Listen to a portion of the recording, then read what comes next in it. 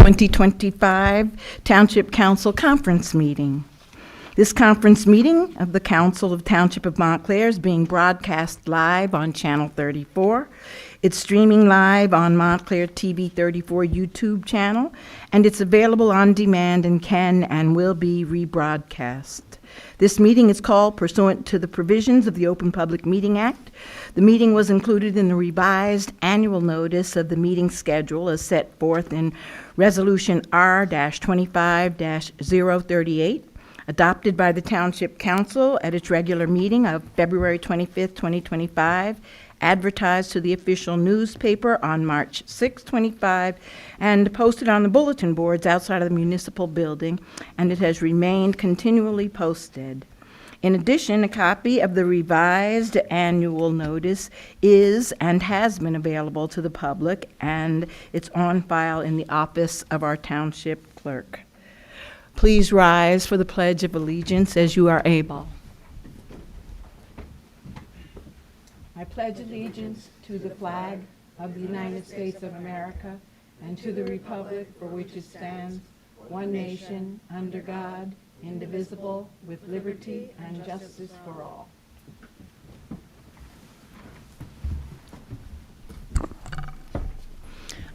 At this point in time, I'm going to ask Planner Tally, please, if you would come forward, and we are going to have the presentations for the community development block grants. Thank you for being with us, Planner Tally, and thank you for the rest for joining us this evening. That would help. Madam Clerk, please, will you do the roll call? Yes. Deputy Mayor Anderson? Here. Councilor Birmingham? Here. Councilor D'Amato? Here. Councilor Harrison? Here. Councilor Toller? Good evening, President. Good evening. Councilor Williams? Absent. Mayor Baskerville? Present. Okay, good evening. Thank you for rearranging your schedule. I know there was a little bit confusion about tonight's meeting, but we did advertise this special public hearing for the CDBG program to start at 5:30. So thank you for making it work for us, as we do have most of representatives from most of the applicants who submitted applications here tonight.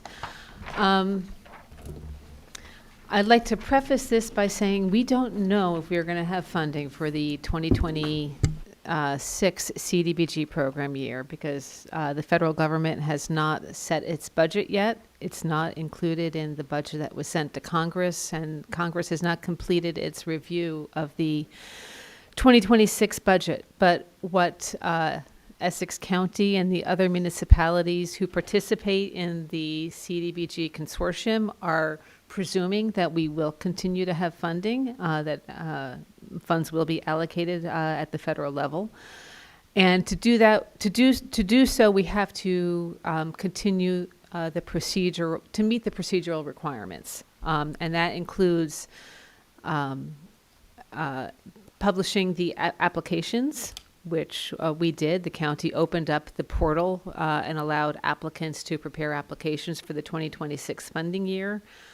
We established timelines so that the applicants would have their submissions in to the township in time for the council to hear their proposals, evaluate them, and prioritize them so that at the next council meeting, we can get a council resolution which prioritizes the different applications, and we can submit a resolution to the county showing what your preferences are.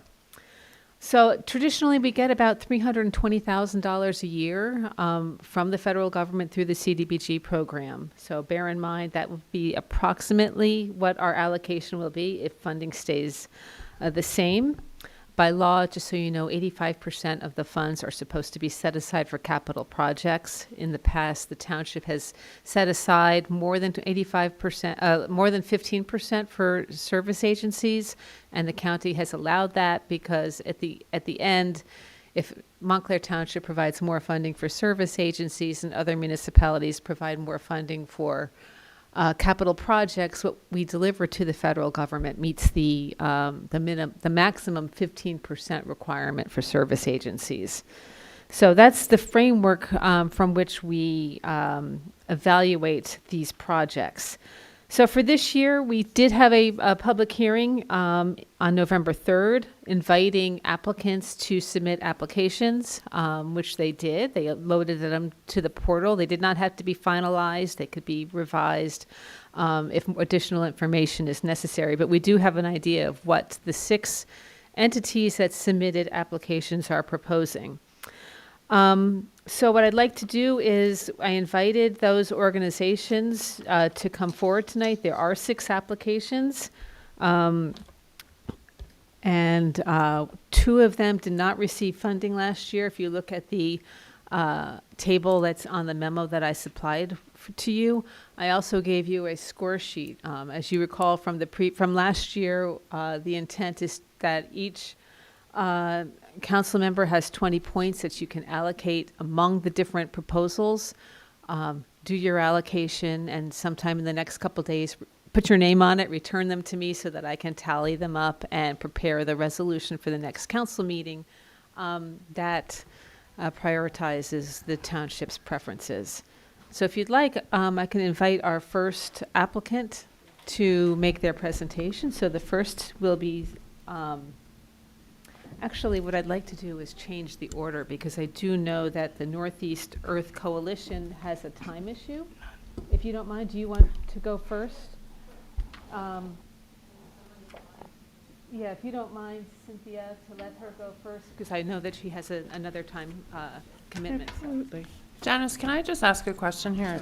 There's a few that have like substantially increased from last year, and is it possible when we're grading, I mean, to say something like, I think this is a worthy project, but I'd rather give it, in other words, to be equitable amongst the groups, or how would you like us to do that? I think you can do that by allocating your points.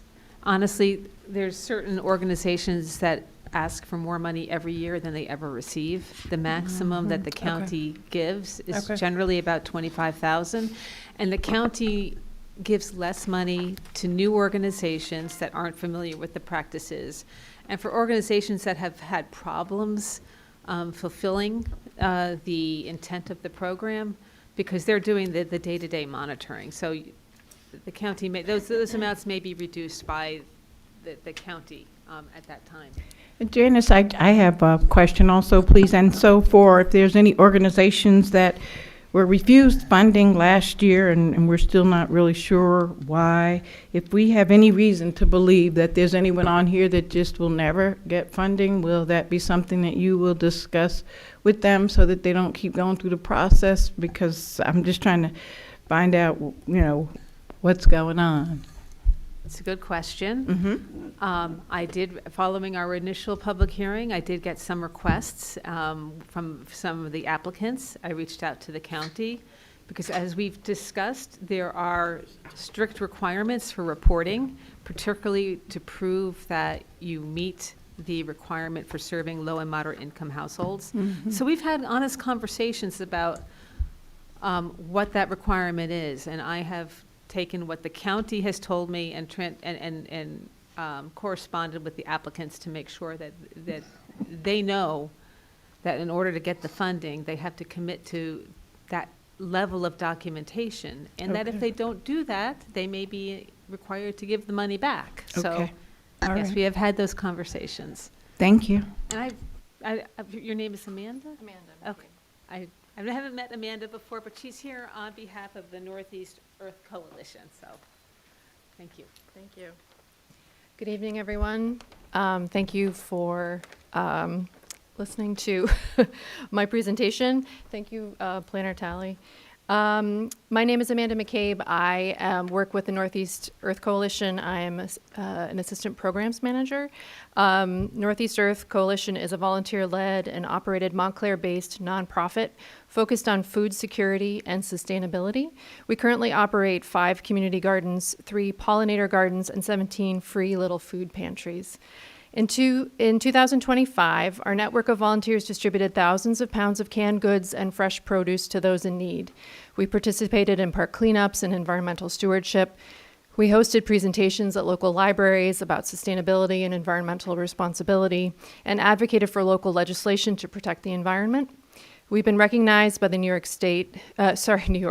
Jersey Senate and Assembly for exceptional community work. The Northeast Earth Coalition is a recipient of the Transparency Gold Award 2025 by the national nonprofit watchdog GuideStar.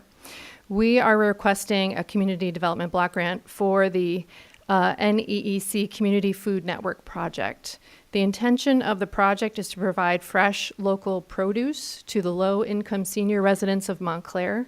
We have an ongoing partnership with the Montclair Inn, which provides affordable senior citizen housing. New to our program for 2026, we'll be working with the First Montclair House and the South End Gardens, both located in Montclair. During the 26-week growing season, the Northeast Earth Coalition Community Gardens will grow fresh, local organic produce that will be distributed weekly to the 3 residences. One of our gardens is located on site at the Montclair Inn. We anticipate adding 1 new garden to our Montclair program in 2026, which will allow us to provide an additional approximately 1,500 pounds of fresh produce in our deliveries to Montclair Inn, South End Gardens, and First Montclair House. We have written agreements with them, and they've indicated that they'd be happy to sign off with each delivery to, confirm receipt of the produce. For those residents of South End Gardens and First Montclair House who have access to their own kitchens, we will provide workshops on healthy eating and cooking using the N.J.S.A donated fresh produce.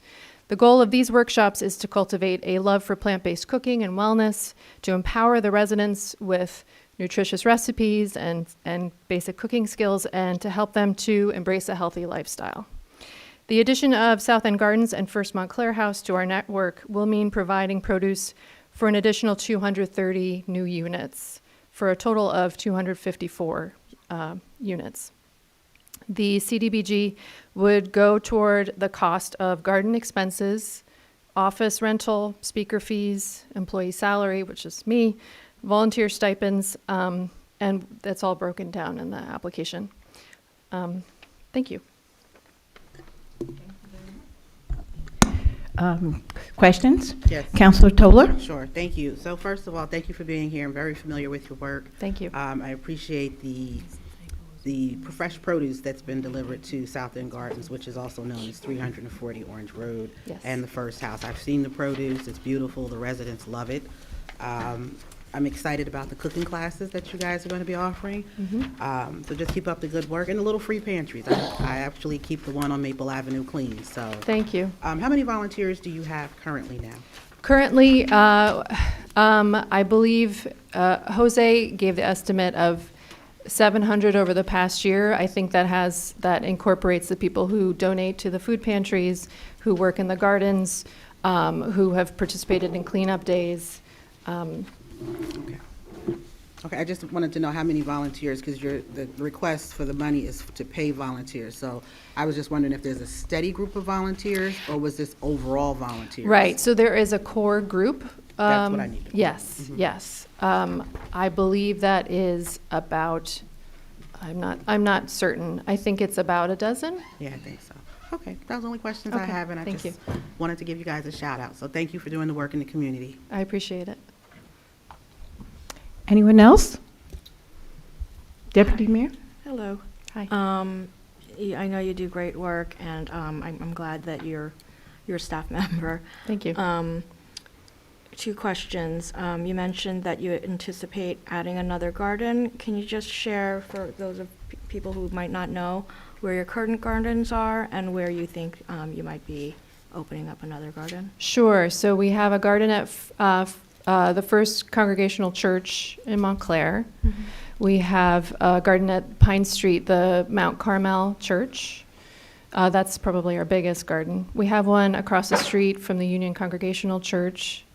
And we've recently come into an agreement with the Glen Ridge Congregational Church that has an existing garden that are talking with them about taking over, taking care of that garden, stewarding it. And I feel like I'm forgetting one. We also have the three pollinator gardens in Essex County, Brookdale Park, at the First Congregational Church in Montclair, and at Crane Park. Thank you. And Montclair Inn, right?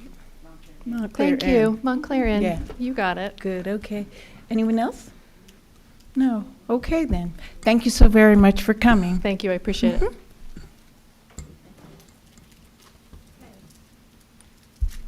Next, we'll have a presentation from Succeed Together. We have Cynthia Kate.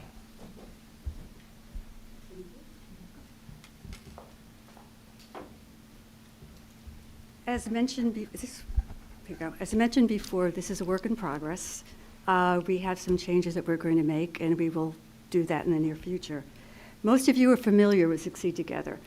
We're a nonprofit, obviously, and what we do is we help kids from low-income families try to get up to performance of grade level. What happens is, primarily because of socioeconomic problems, is, in other words, lack of money. These kids start out with something against them. They're not given the chance to become literate. Maybe their parents don't read to them. Their parents work. They don't have time to do all that. So these kids come to school, the same school that kids from wealthier families go to, and these kids probably get, this is all generalization, the kids get read to, the kids have these advantages that the other kids don't. And we try to level up the playing field, as we call it, trying to give some opportunities that the kids can, and try to get them where they should be. We are volunteer run, and I wrote myself a little note saying we're cheap. We run by volunteers only, and our volunteers come from, they're retired professionals of all different kinds, and some are actually still working. We get kids from Montclair State who are majoring in education, and we also get high school kids who are using it as part of their record for community service. And they're great, and we have over 100 available in our Rolodex now that we could call. And what's happening now, as I'm sure you all have heard and read about Montclair Local and stories that have come out from here, is that there is a literacy gap. Our kids are not doing well in school. And the literacy gap is across the country. And it's not just in New Jersey, it's not just in Montclair. But it's problematic, and it hurts my heart because I'm a big reader and I'm a big fan of literacy. But what hurts me is seeing all these kids not being able to catch up and not being able to get a chance to be where they could be. And that's the main issue, is giving these kids an opportunity for free tutoring to try to get them to live up to any potential they have, and to get them to want to learn how to like school. And we do the tutoring, we do it one-on-one individualized tutoring, which is, according to experts, the best way to go about it. And as far as I know, we're the only organization in Montclair that does it. We don't do a big class. This gives the tutor a chance to learn the child what works in learning, what doesn't work, and what they really need, and how to get to the child. And we try to keep them with the same tutor throughout different years. We ask for usually a couple of years of commitment, and that doesn't always work. But we try to keep it steady for them. That's one of the basic things that kids need, is that relationship between the tutor and the child, and they know that somebody's for them and somebody helps. And we also work with the parents, and we have parent nights, and we have to help with the parents understand their kids and what's going on. And it's very close, and we have a good relationship to all our children. And the reason why we're here today is, well, we all know that times aren't great in Montclair right now, and the Montclair school system unfortunately had to let go of a bunch of teachers and other education professionals. So there are more children that possibly fall through the cracks who might not get helped. And we want to broaden our program so we can reach these kids, because I just started thinking, there's an old commercial that the mind is a terrible thing to waste. They used to have in the old days. And that's what I feel.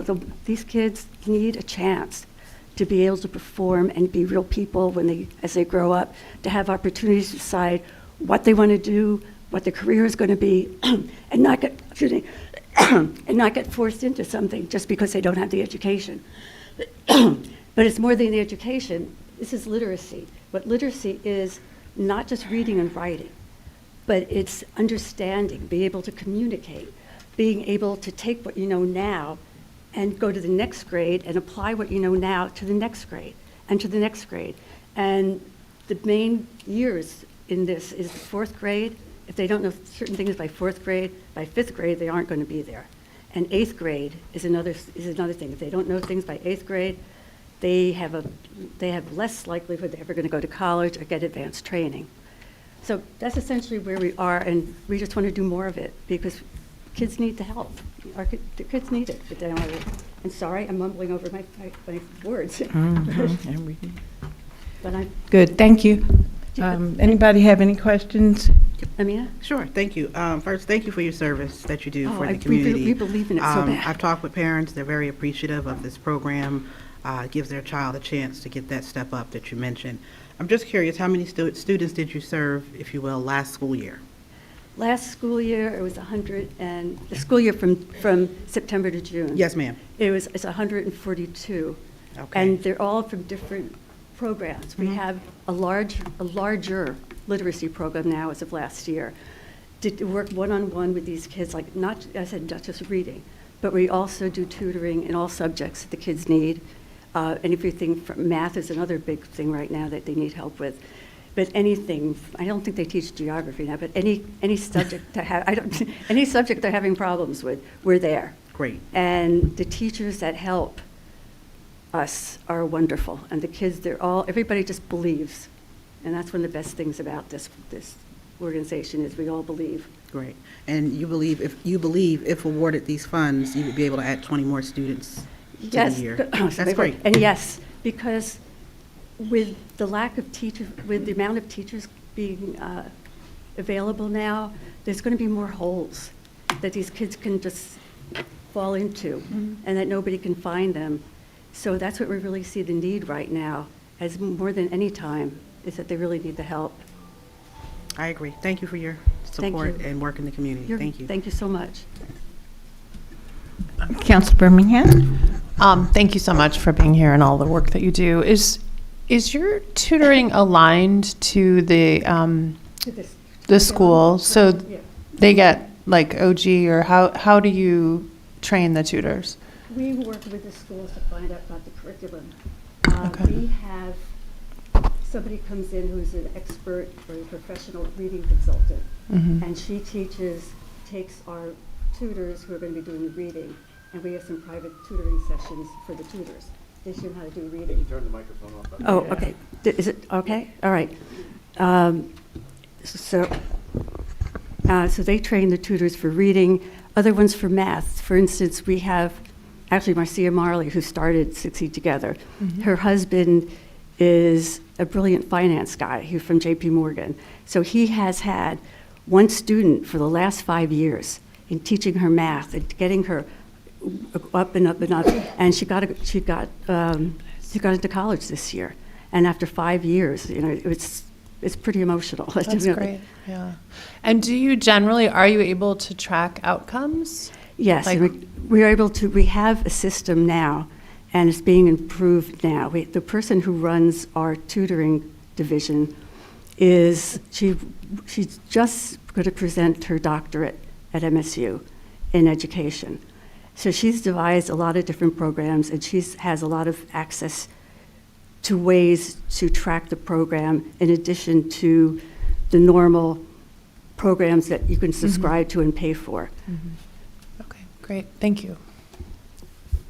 Anyone else? Councilor Harrison?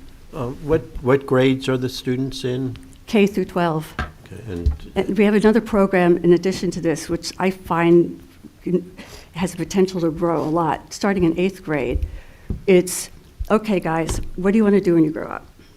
And start them thinking about something more than next year or the year after. And we have a number of tutors and a number of mentors who will work with these kids and go, okay, you wanted to go into tech.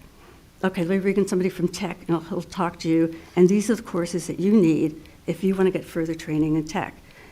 So it's also colleges, and we're also looking at the two-year schools because practically some students will have that. And we're also trying to get them funding. There's a lot of scholarships out there for these kids they don't know about.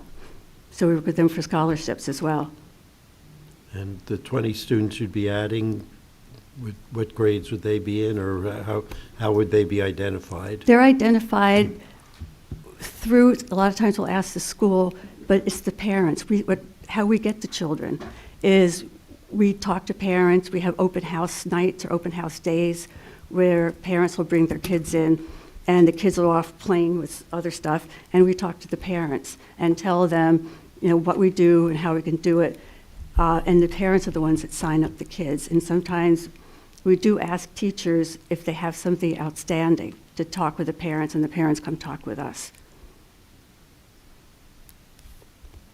Anyone else? No? Okay, thank you so very much. Next,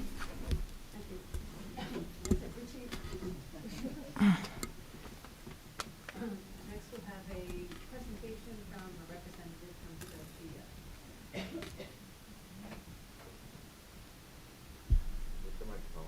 Okay. Janice, please check and make sure the microphone is on. Rick just said there was, thank you. I got it. It's on Okay. now. Okay, thank you. Let's see. Thank you.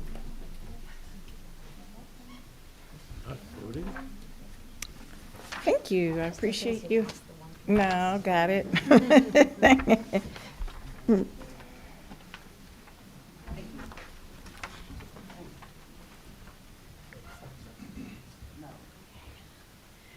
Hi, is that okay? My name is Kristen Wald, and I am here representing Cynthia Walker, who is the founder and executive director of SOFIA. And just so you know, SOFIA works in Montclair specifically with domestic violence victims or intimate partner violence victims and their families. And many of the groups that you've seen before in these presentations, we actually work together with them. We work closely with Tony's Kitchen. We work closely with Succeed Together and a lot of other groups as well. And I think that's one of the really valuable things we have in Montclair. What SOFIA does, it stands for Start Out Fresh Intervention Advocates, but it's a lot easier to say SOFIA with an F, not a PH. And the main thing that we do is to raise awareness about things because we truly believe in prevention, which is much more effective in the long run than responding to crisis. But we do crisis referrals for people who call or frankly people that we meet in everyday life. We do handle some emergency needs, things like getting someone a U-Haul, giving them, a connection to a guy with a van who can help them move their things quickly, gas cards, things like that. Those are in crisis situations.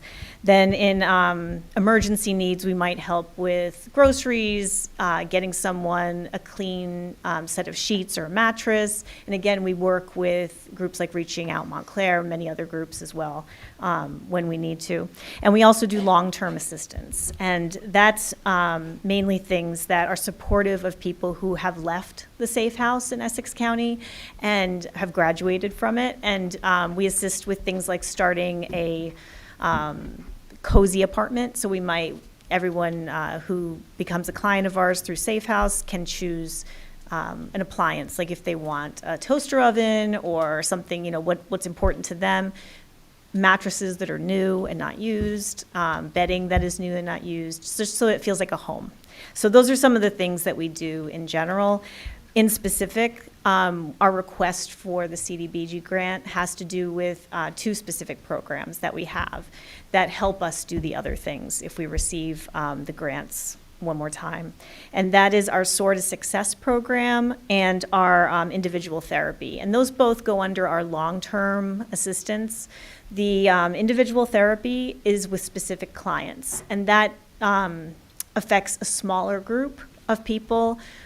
All of our clients right now who take advantage of our therapy are local women, and we have clients who are Spanish speaking, we have clients who are Black, we have clients who are all in low income. They don't accept this help if they're not in low income. And the Sort of Success programs are open to the entire community, but they're focused on the needs of our clients. So it's financial independence, getting your credit under wraps. For those of you that don't know, financial abuse is in 95% of domestic abuse. And credit, ratings are awful. And things have been done to make sure that people don't have savings and so on. So financial independence, financial workshops, entrepreneurship workshops, marketing, basic skills, computer skills, that kind of thing. And we also do physical and emotional well-being workshops. So, what the school district call SEL, but also physical. We've had everything from Zumba classes to knitting to, different things along those lines. So that's where the financial request is for these programs. In the letter, one of them's a letter from Cynthia, and one of them is more of a informational letter. But in it, it details that what we really like to do with our therapists and with our presenters for the workshops is that we try to make sure that they're people that are in the community, so that the funding that we receive goes back to the community, and also that we try to make sure that people that are helping our clients are those that can not only have trauma-informed care in their approach to people, but also that they understand what our clients are going through. So those are the kinds of things that we do, and just, because it's a touchy topic, the way that we speak about it is, quite frankly, open and, trying to express that we all know someone who has been through this kind of situation. Part of the community is that we just want to raise awareness, and our clients often become volunteers in the future. So it's a cycle of giving back to the community because we've helped them become healthy physically, mentally, and productive members of the community. So I don't know if that answers your question. I'm sure you'll have some, probably about the amount that we requested. Questions from the council? Council Williams. I got you.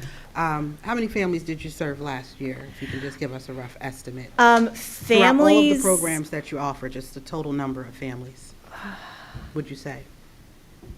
I mean, we have families and we have individual people. So I would say families is probably in the ballpark of 30 to 50, somewhere in there. Which would not count workshops and, that sort of thing. And then my next question is, SOFIA, does this only serve Montclair families or all of Essex County? It serves mainly Montclair families, but some of the clients that we have lived in Montclair, and when they leave the safe house, they can't afford to stay in Montclair. So we may serve them still because that's how the connection was made, but they don't reside in Montclair. But many times the children still attend the schools because of special accommodations. Thank you. And after the hearings, when this is done, you had a speech that you read from today? No. Oh, okay. All I right. just gave it to you. Oh, okay. I don't, Okay. That was yeah. fine. Okay, thank you. Deputy Mayor? I just have to, just a clarifying question. First of all, I mean, the work that you all do is so critically important, especially the one-on-one therapy sessions. So important to have trauma-informed care. I just wanted to clarify, how many, do you know how many clients took part in the one-on-one counseling last year with the funding? Yes. We had 4 therapists, I want to say, and they each had between 3 and 6 clients. So, not every client completed every single session, but we had, I want to say, over the year, probably, I would say around 10 that were consistent in that way. Okay. Yeah, and the sessions only go for a little over 3 months. We had them. 3 months, okay. Yeah. Thank you. And one of the goals is to expand that. With the funding that you're Yeah, asking. yeah. I mean, it's aspirational, so. Okay, thank you. I have a question, please. Well, first of all, thank you guys. I've been with Cynthia from day one, and I think it's one of the best things that I put my time and resources into. Please, can you tell me, and I don't know if you're able to answer the question, are you receiving other grants? I heard that you have collaborations with some of our Montclair partners, which I think is incredible. So, for example, are you receiving grants from Montclair Fund or from Family Promise or places around here of any appreciable Yeah. amount? We do have a grant right now from Montclair Foundation that goes specifically to our outreach Okay. programs, which are the workshops in the high school and various houses of worship around town, a tabling, like at the farmer's market, that kind of thing. And we have one donor that has been fairly consistent with giving us, a grant as well. And then our walk, we often have people who are consistent with giving us, a certain amount of money, or businesses that do that also. And we also receive certain funding. This year, we didn't receive a fund from TD Bank for our support group. So that, because they moved out, off of Bloomfield Avenue in that area. So, but we have other places that we also help with funding. And sometimes individuals will step up and say, I want to do this for the support group, or I want to do this for your, my daughter was in your last presentation, we want to help fund that sort of thing. Yeah. Great, thank you. Anyone else, please? No, thank you so much for coming. Thank you.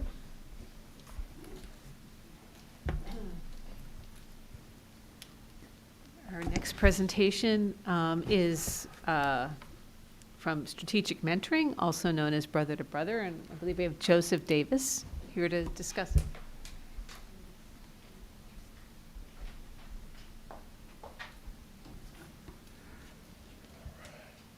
Good evening, Town Council. Hey, good Mayor evening. Baskerville, thanks for having me tonight. My name is Joe Davis. I'm the Executive Director of Brother to Brother Mentoring. Been at it now for about 18 years. So we are ever growing, creating that safe space for our young men. And I appreciate the work of all the other nonprofits. I think our strength comes from our collaborations and networking with the other nonprofits and organizations like the NAACP, Reach Out Montclair, Tony's Kitchen, Sister to Sister, Succeed Together, State Farm, and the MEA, and those folks like that who've been very helpful and helping the growth of Brother to Brother. So, through our trained adult mentors and school anchored programs, the youth receive guidance, encouragement, and structure to live and thrive. And I think that it's important that, again, I'll say it again, creating a safe space, especially for our young men of color. Right now, we have a session going on with ADAPT, drug prevention. Tonight is the night that we're doing that for all the groups, just to make the young men aware of some of the things that road bumps, we'll say, bumps in the road that they will face, to help to prepare them, and not only them, but they can prepare their parents and their brothers and their sisters and those that they come in contact with as well. So we have two programs earmarked for 2026. Number one, Brotherhood Success Pathways, which is geared towards grades 9 through 12, which will focus on the middle to high school age boys, strengthening academic skills, confidence, and life skills through weekly workshops, academic support, and mentor-led success circles. And we're very sorry to hear about the changes that have taken place in town with RJ, because we did a lot of work with restorative justice. And I'm a trained RJ circle keeper too. So we instilled in our young men and practiced that often with Brother to Brother, and very, very helpful, extremely helpful. So we were sorry to hear that there'll be changes made with that. I work in the school system as well and have been impacted by the changes as well with what's going on right now in Montclair, but still standing. As we said, working with so the second program is Project Strong, which starts with grades 4 through 8, builds foundational academic and social skills through weekly mentoring, book and build activities, youth leadership, and family engagement nights. Really, really important that we get the parents involved. It's one thing to invite young men out for a Tuesday meeting, but if the parents are not there pushing them, making sure that they're coming out to the meetings, making sure that they're finding the value in our program, it does not exist and does not happen. We have about 60 young men on our roster, but we'll have maybe somewhere between 30 and 40 young men come out on a Tuesday between our two groups. Sports, tutoring, forgot, those different things come into play. Couldn't make it, couldn't get there, whatever the case is. But we're pretty consistent with about 8 strong mentors on a weekly basis. Combined initiative option provides a seamless mentoring pathway for those grades 4 through 12. Shared staffing, evaluation, and joint activities maximize the cost efficiency and program impact. We're fortunate enough to have a number of our young men who've gone through the program and now have gone to college and maybe have their own careers and come back and help out and with mentoring, so they're volunteering. So some of the key features: school-anchored and community-based mentoring, weekly group sessions provide the structured support and academic achievement, goal setting, decision-making, life skills, academic support workshops, developmentally appropriate workshops, homework support, mentor-guided goal tracking, youth leadership and engagement, leadership roles for younger mentees. So we're trying to groom some of our younger mentees once they reach the 10th grade to be mentors for the program and to assist and work with some of the younger kids. Family and community involvement. And we love being a part of everything that's going on in Montclair, whether it be a turkey giveaway, Father's Day breakfast, our pancake breakfast. We're doing Kwanzaa next week with Sister to Sister. We're deep in the city, and we're making sure that our young men see the value of community service as well. So I did say that we got Kwanzaa. So Father's Day breakfast, which is our big event, and that's always the day before Father's Day. That's our fundraiser. And we put a lot of time and energy into that. We've already started planning for that now, and it should be a banner program.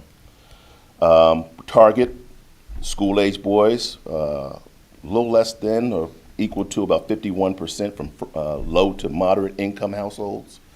The success will be measured by the academic performance. We're working closely with the schools, and I'm in touch with all of the schools that the young men attend. Behavioral improvements, confidence, self-esteem, goal setting, and also family engagement. And so the money that we're asking for is going to go towards our staffing time program directors, program materials and supplies, workbooks, handouts, printed materials, notebooks, pens, folders, some of the supplies, markers, poster board, food and refreshments, very modest. And we work closely with Tony's Kitchen too. But the young men, of course, they want pizza sometimes, so we have to open it up a little. They get tired of the sandwiches. So water and juice, incentives for participants, modest and program related, certificates of achievement, school supplies. But in conclusion, our 2026 Brother to Brother Mentoring Initiative prepares the boys to achieve academic success, build confidence, and become responsible, productive community members, whether funded separately or as a combined initiative. So, you have some questions for me? Thank you. Questions, please? Yes, Deputy Mayor? Hi, how are you? I'm fine. I've led some of your volunteer groups, and you have the best volunteer groups, and really great. I just really brief.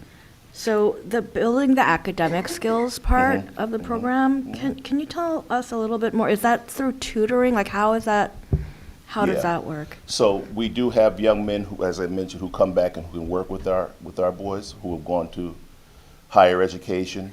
One of the young men, Isaac Archer, who's now at an upstate school now, he's working closely with some of our young students. This 2026 program that we're trying to put into place will allow us to open the doors to do more of that, right?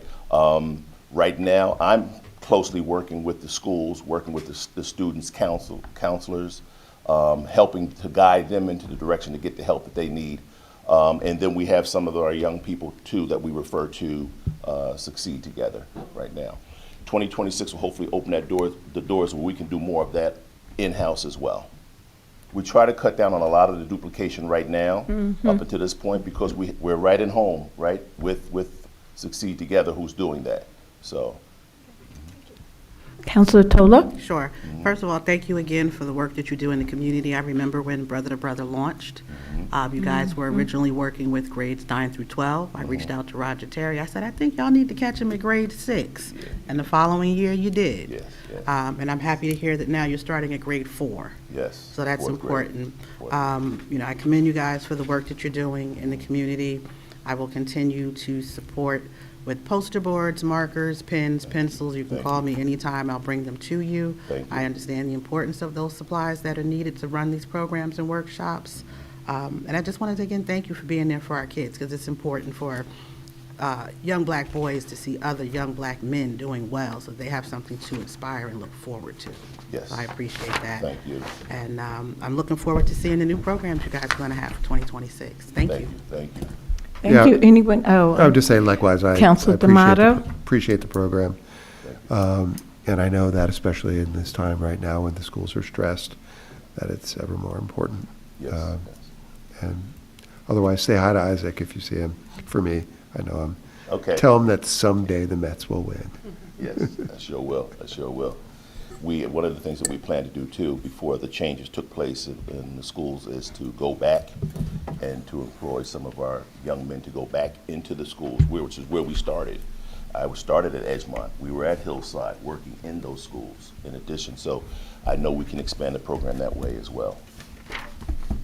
okay. Thank you very much. Thank you. Thank you. Janice, is that it? Do we have someone from the neighborhood council or no? We do. Oh, okay. We have somebody from the neighborhood council here, and I did receive a phone call today that MNDC, they were going to try and make it, but they weren't sure he was going to be able to be here tonight.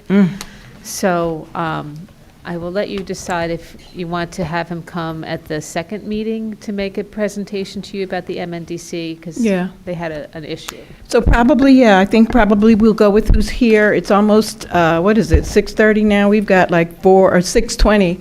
We have 4 items that we need to go into the executive session for and try to get to the regular meeting by 7. So let's Okay. go with the people that are here now and then just see how it goes. Thank you. Good evening. Good evening, and thank you for allowing me to come and talk with you about the neighborhood council. We're located at 30 Maple Avenue in Montclair. We birthed out of, or we affiliated got the center through the junior leagues back in 1926. So next year, the building will be 100 years old.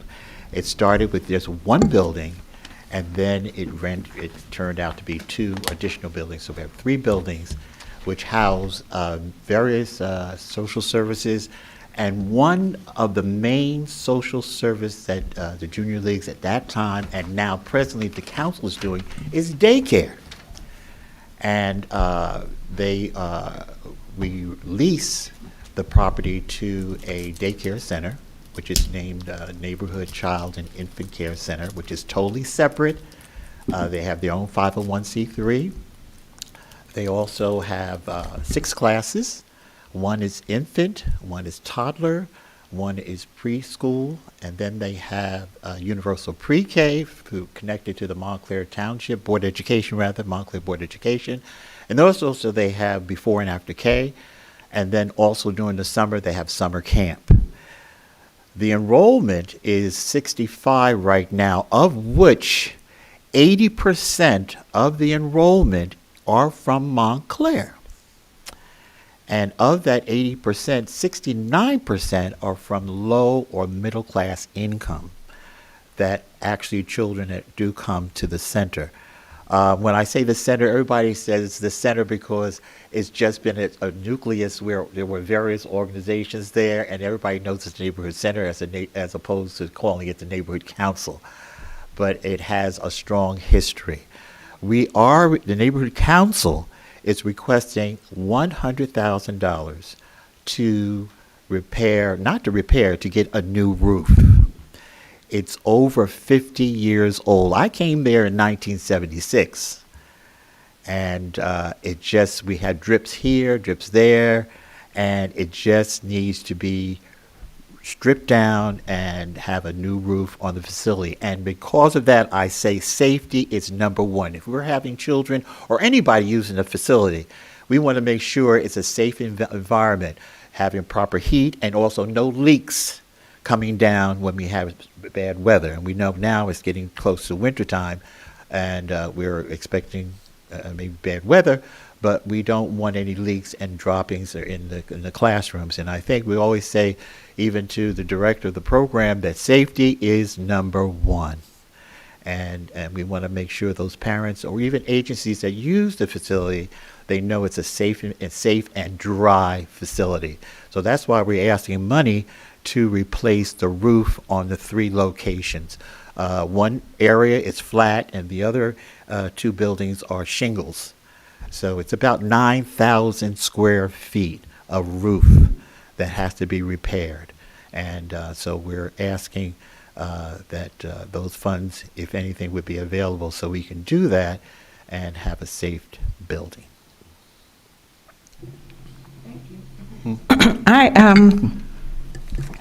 If I recall correctly, did you all put in an application last year? Yes, and it we was did. for a roof? That's correct. And I was feeling very confident that since 85% of the community development block grants were supposed to go to capital budgets, that you might have gotten some. I recall, and correct me if I'm wrong, you did not receive any funds, and I just want to make sure that you understand why you did not and that things have changed so that perhaps this might be your year. I know that you are partnering with the Montclair Public School Districts to Correct. provide a pre-K program. Correct. And it's painful to believe that we will have young children sitting in there with a system that may have, water dripping down and whatever the result of that is. Correct. So do you understand why you didn't, and are you able to correct that, or do you need additional help? What can we, meaning, our planner, and do to try to help you? Yeah, we've been patching here, patching there, but like I said, it's just too much patching. No, what, in terms of your understanding of why you didn't receive any fundings, do you have a better understanding now? I'm glad you asked that question Okay. because we asked the county for why we were turned down or why they didn't, and we never got an answer. It was like a runaround.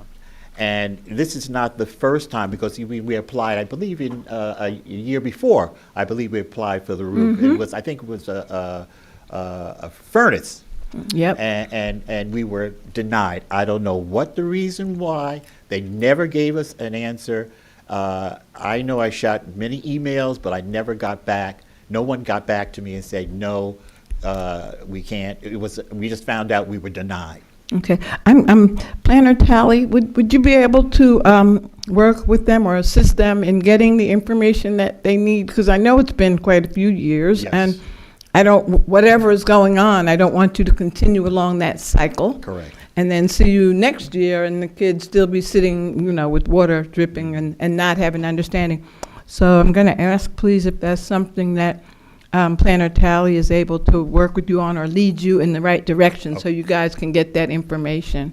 I'm going to let you also know, in the year 26-27, the Board of Education is granting us another room at the facility. So in 26-27, we'll have 2 classrooms Okay. of Yeah. universal pre-K children Good. from Montclair. Can I ask a quick question? Thank you. Yes, Councilor D'Amato. Just what's the total cost of the 3 roofs?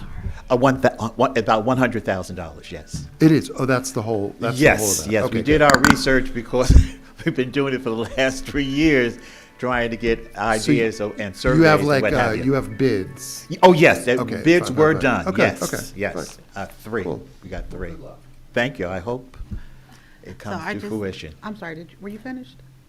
Were you finished? Yeah. Sure. Just want to say thank you. My daughter's an alum of the Montclair Neighborhood Center, along with thank Brian you. Scantleberry and some other folks in the yes, room. Scantleberry. I know that you did apply last year. Yes. And I don't know what happened. I think there might have been some confusion with Neighborhood Council versus the center itself, which are 2 separate entities, so I'm glad that you specified that tonight. 65 students, and you said, do you know how many students you'll have come September with the new classrooms opening? We, A total? well, you know, there's a cap on the universal pre-K, it's 15. Okay. Each classroom has to have 15, but Okay. the second classroom will not, they lowered the square footage, and so they're giving us 10 Oh, in that okay. classroom, Okay. all right? So we'll have, in September, we will have 25 students. 25 more 25, students. 25.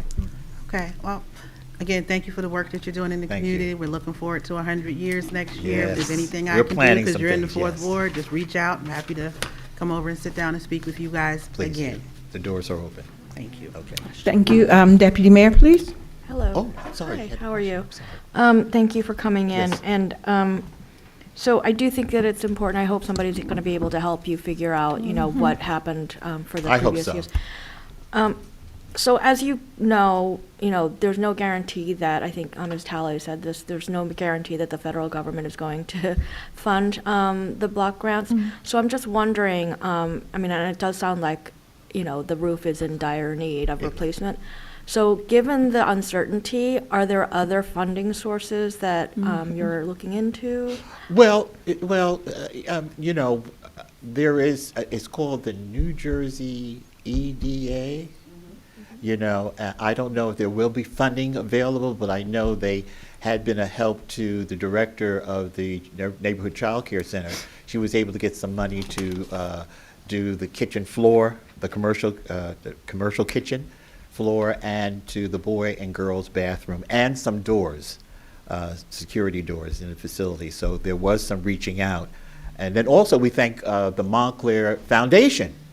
They were good to the center for school supplies. And then we also were given, because of some of our alumni, they had given some donations for classroom supplies as well. So a little bit here, a little bit there, it helps. You know. For the roof, specifically if you. No. That project is, no, but it needs repair. And so much you can patch, and it just needs to be redone over again. It's very old. Thank you. Anyone else? No? Okay, thank you so much for coming. Okay, thank you. Janice, is that it for the people that will be presenting at this time? Yes, that is. I just want to let the board, the council know that the other application that we're going to be submitting is on behalf of the township, because there's always a township project. And this year's project will be to install handicapped accessible bathrooms, or a handicapped accessible bathroom at Nishuane Park.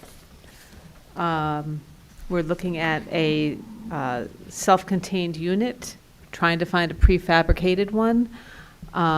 We met with the township engineer and the director of community services and our architect. And I know in the memo that I sent to you, I said that the preliminary cost was, I believe, $350,000. The budget I received from the engineer yesterday was closer to $450,000. So we're going to try and bring that price down, see what alternatives there are. It's going to take a while, but that is the other project that we're looking into. May I? Councilor Tola? Sure. Thank you, Janice. And just for the full council here, to understand the restroom need at Nishuane, our pool is ADA compliant. We have an actual pulley, I'm not sure the correct term, that can put someone in the pool and take them out the pool, but our restrooms are not equipped for families that have children that may need to use a larger ADA type of restroom. So if our pool is compliant, why isn't our restroom? So I just wanted the council to understand the need, and we've worked with and talked with Alma Schneider, who has visited the pool and gave us some recommendations from her 1 in 6 in Support organization on what this would look like. So just wanted to share. So is this bathroom going in the pool area such that during evening hours when there aren't people there to monitor it, it will be locked up inside the gates of the pool area as a pool bathroom? The recommendation was to make this a separate unit because in the wintertime, the pool is closed. The water is turned off. It's not winterized. This unit, this would be a self-contained package unit that would be available during the winter, so it would have to be separate from the pool bathrooms. And I'm trying to understand in terms of safety. If you can help me, Janice, recall some of the reasons why the bathroom that we spent tons and tons of money for over at Grove Street was not working out and not used, seemed to have problems. I don't want to have the same problems where we go spend $450,000 and whatever and have the same. So can you help me with that, please? I'm not familiar with the problems at that pool. I mean, at that location. So okay. So it's something we are aware that it needs to be secure. It needs to be durable. It needs to be easily cleaned. They actually do have some self-cleaning units as well. Mm-hmm. So we're aware that there's issues with public bathrooms, and there are models out there that have been created that are ADA accessible, but are also designed so that they're highly durable and secure. Okay, I Cameras- know they had problems with, people breaking the locks off and whatnot and spending the night and other things. I mean, that was ongoing, and they tried a lot of different things, as I recall. So I just, want to make sure that whatever we're doing, I mean, certainly I'm in favor of having accessible bathrooms, but I'm not in favor of repeating things and ending up with a bathroom that we're not able to use because we haven't fully vetted all of the possible things in terms of safety. Okay. I hear you. Thank you. Yeah, just- Anyone else? Deputy Mayor? Just one question. I know that, if you recall, the suggestion was made to maybe reach out to the People with Disabilities Advisory Committee. So I don't, just to at least make sure that they're aware. We and will that they're- certainly work with the advisory committee as well on this. Okay, thank you. Councilor D'Amato, did you have some? No? Okay. Oh. Okay. Okay. Anyone else? No. Okay. Thank you so thank very you. much, Janice. At this point in time, please, I'd like to thank all of our guests who are still here, and I'd like to ask, please, that you leave. I'd like to make a motion that we the council adjourn into the executive session. Second. All in favor? Aye. Any opposed? Abstentions? Okay, thank you very much. Huh?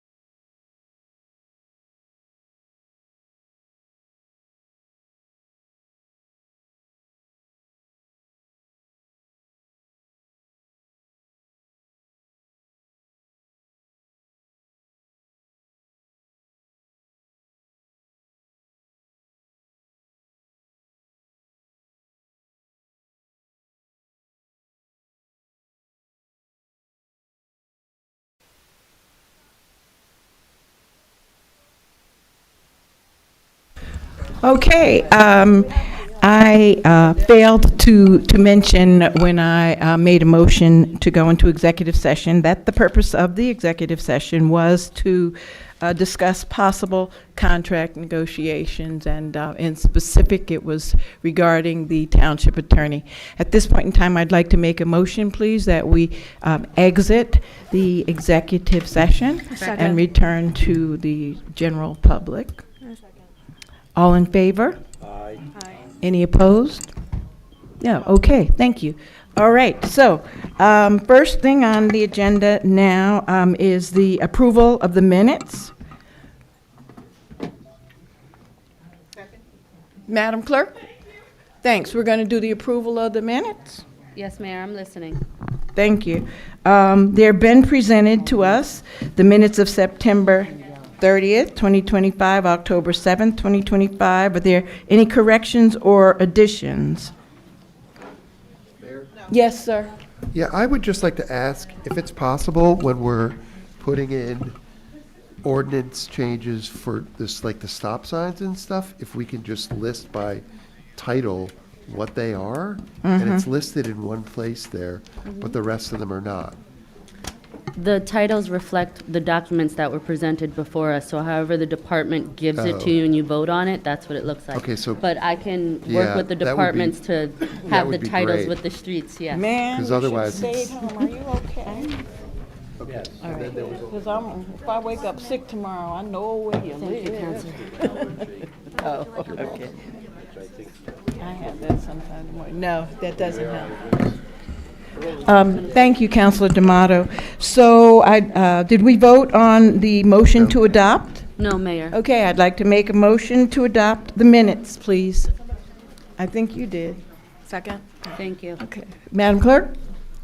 Deputy Mayor Anderson, Yes. Counselor Birmingham, Yes. Counselor D'Amato. Yes. Counselor Harrison, Abstain. Counselor Toller. Counselor Williams, Yes. Mayor Baskerville. Oops, yes. Okay, welcome to those of you who have joined us. And at this point in time, I am very excited to call anyone that is here to receive the proclamation in memoriam of Joan Pransky. To join us, please, down at the podium. That's what I thought. Isn't this incredible? I'm so excited. I figured.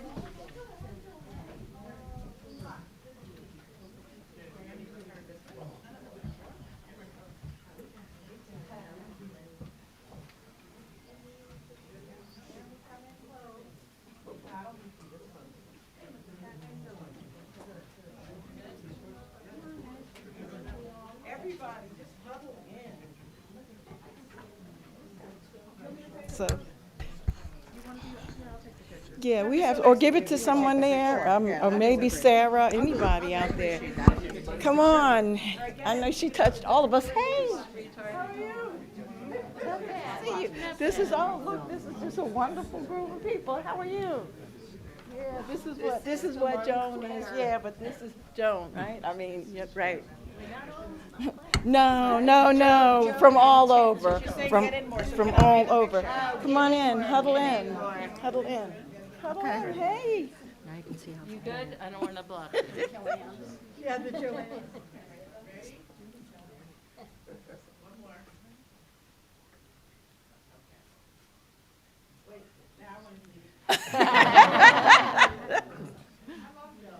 Yes, indeed.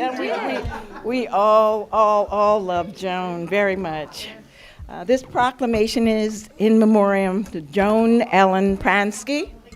Whereas Joan Ellen Pransky, a longtime Montclair resident, was born in New Jersey and grew up in Bergen County. Joan was a tireless advocate for tenants' rights and housing justice. She played a pivotal role in the growth of the tenant movement in New Jersey and proliferation of tenants' rights laws across the state and beyond. Whereas Joan's passion for civil rights began in high school. Educated at Syracuse University for her undergraduate studies and later at Seton Hall Law School, Joan pursued her passion for justice, including organizing the student body in favor of anti-war and social justice actions. Joan was admitted to the bar in 1974.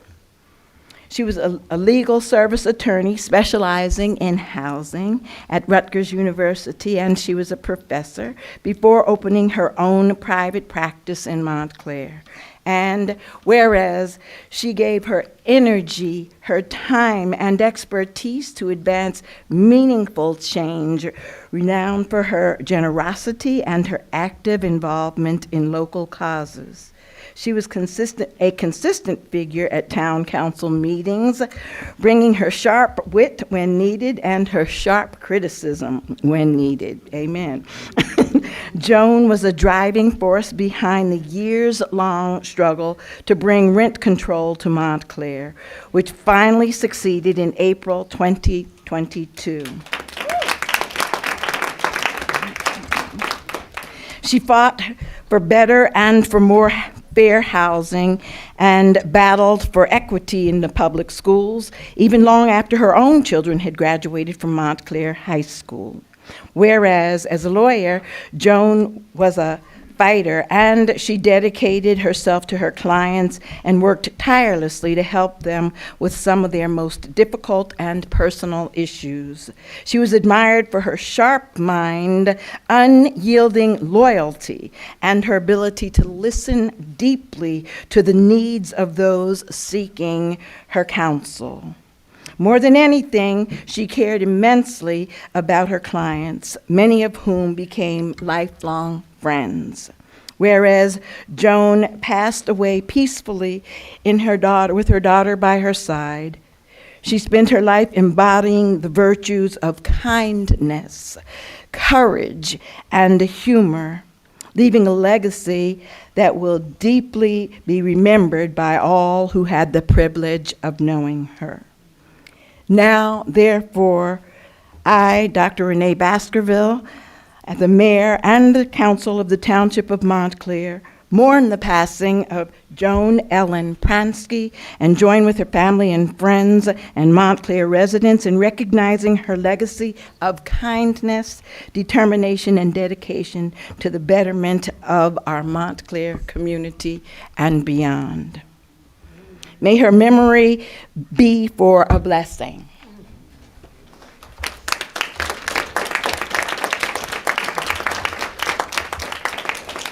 I know we all have some things that we can say. If there are one or two people that very briefly want to talk about it, certainly I have had an extensive relationship with Joan. We began working together to move forward the rent control ordinance, which was finally passed, as you heard in the proclamation, and that was in about 2008 or 9, right, Mr. Scott? And even before the housing committee was ready to deal with that. I remember I went to the then attorney Ira Karasik, and he referred me to none other than Joan Pransky, and after that she worked tirelessly with myself, and I went to the housing committee and they kept saying, no, Renee, they're not ready for that, they're not ready. And we didn't give up year after year after year, and then Mr. Scott and Deirdre Malloy and some other the early people began to get on board, and eventually came full circle, and we all know how that ended. But almost everything that Joan put her hands, her mind, and her heart to just turned to gold. And so yeah, I will definitely carry her with me in heart, and I hope that we can all strive more to be like her. And maybe if it's not for the housing part, that dedication, that kindness, and that whole part of, community thing is equally as important. So, yeah. Anybody else? Michelle, do you want to say something? Come on up. Oh, gosh, yes. It's just that I go Thank first. you. Okay, you're up. Okay. I'm sorry. And what is this, like 1 to 2 minutes apiece? I'll try to keep it to that. Yeah, because we have a meeting too, but we do want to give people a chance. Oh, I know about your meetings. I've been to plenty of those. Indeed. Okay, I'm Mitch Kahn, and I worked with Joan for over 50 years in the tenants movement in New Jersey, and I don't think I have to tell you, she was really one of your most outstanding citizens in Montclair. She loved this community. She had a passion for social justice. She had a passion for making this a cohesive community, and she worked every day of her life to do that. Joan and I often talked about our philosophy, and Joan was a great lawyer. And I always tell people she was probably the best landlord-tenant lawyer in the state of New Jersey, and one of the best in the country. And anybody that's ever worked with Joan knows that. But she never lost sight of the fact that those of us who brought a kind of professional skill profile to the tenant movement were not the most important aspect to what we did. It was all about organizing. That is the key. Getting people to show up, getting to people to stand up and to be consistent and persistent your whole life. So I was thinking about a poem, a song or something which would exemplify Joan and Joan's life. And so I came up with this, and I'm going to just read it to you. It was a song written by a folk singer about 40 years ago, over 50 years ago. His name was Phil Oakes. And the name of the song was called When I'm Gone. And I'm just going to read the lyrics to you, and I think you'll get it. Didn't you sing, Mitch? Yeah, that's what I was going to say. No. We'll be the background singers. So I'll keep this within the 1 minute. Thank you. When I'm Gone by Phil Oakes. There's no place in this world where I'll belong when I'm gone. And I won't know the right from the wrong when I'm gone. And you won't find me singing this old song when I'm gone. So I guess I'll have to say it while I'm here. And I won't be feeling the flow of time when I'm gone. All the pleasures of love will not be mine when I'm gone. My pen won't pour a lyric line when I'm gone. So I guess I'll have to say it here. And I won't hesitate, and I won't breathe the bracing air when I'm gone. And I can't even worry about my cares when I'm gone. Won't be asked to do my share when I'm gone. So I guess I'll have to do it while I'm here. And I won't be running from the rain when I'm gone. And I can't even suffer from the pain when I'm gone. Can't say who's to praise and who's to blame when I'm gone. So I guess I'll have to say it while I'm here. Won't see the golden of the sun when I'm gone. And the evenings and the mornings will be one when I'm gone. Can't be singing louder than the guns when I'm gone. So I guess I'll have to do it while I'm here. All my days won't be dances of delight when I'm gone. And the sands will be shifting from my sight when I'm gone.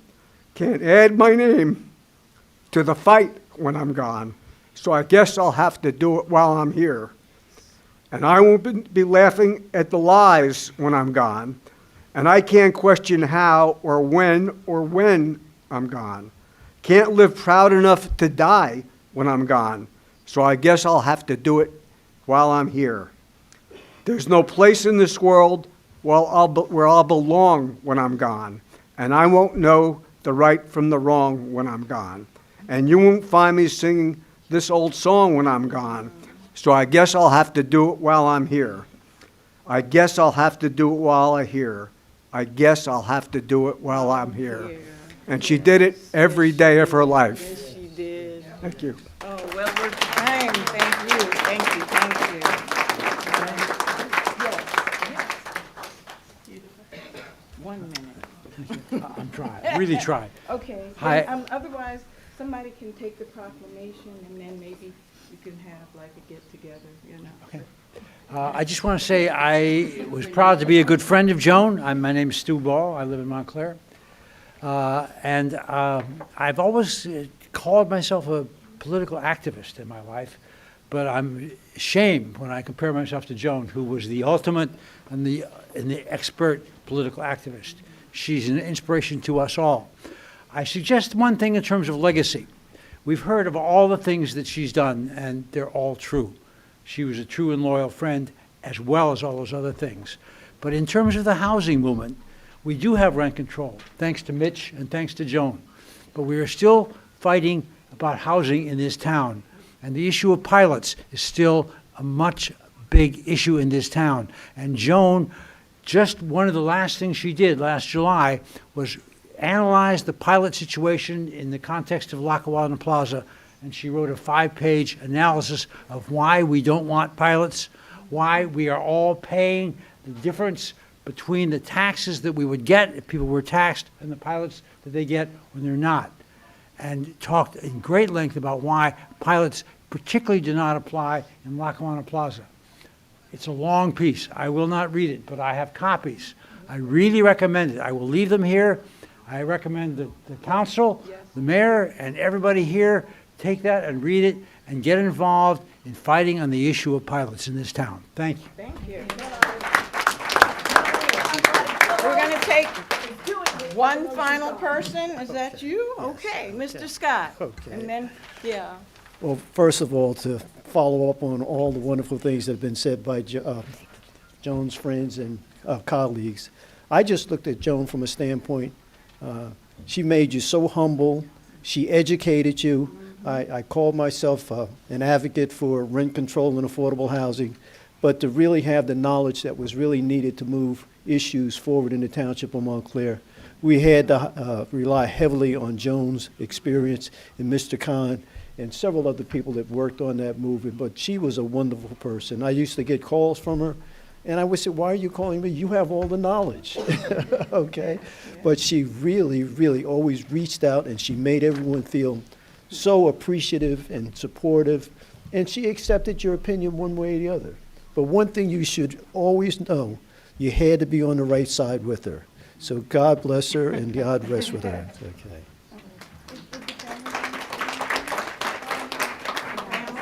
Okay, I'm going to close out with letting family say something, and thank you so much for being here. Thank you for sharing her with us. So I didn't prepare anything, not knowing I'd okay, have this from your heart, opportunity. from your heart. But that's exactly what I wanted to say is, you all knew her for decades as friends and as her expertise with her consummate skill that cannot be rivaled.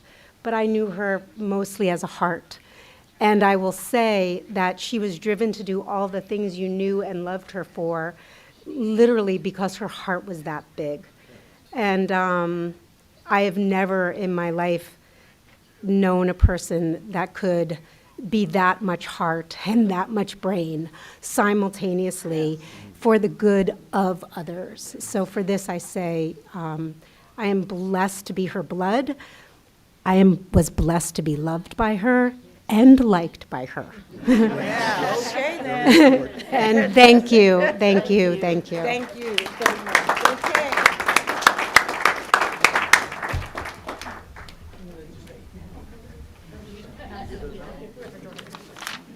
Thank you. Okay, thank you all for coming, and you're welcome to stay for the rest of the meeting.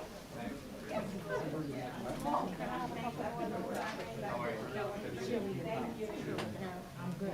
Thank you. How you doing, Sharon? I'm doing I forgot to echo this morning. I didn't ask you about this. So we've done this on and off, but can we just make sure at the end of public comment, if you've done a really good job not having the dialogue, I'll be able to get back to people. So I hope Okay, doing it. But yeah, like I if- hear you, what you're it's like saying. one of the reasons that I wanted to do was about like the sidewalk stuff. We really should just, Okay, but okay. just at the end of it. Thank you. and I I'll- appreciate the reminder. No, thank you. I appreciate it.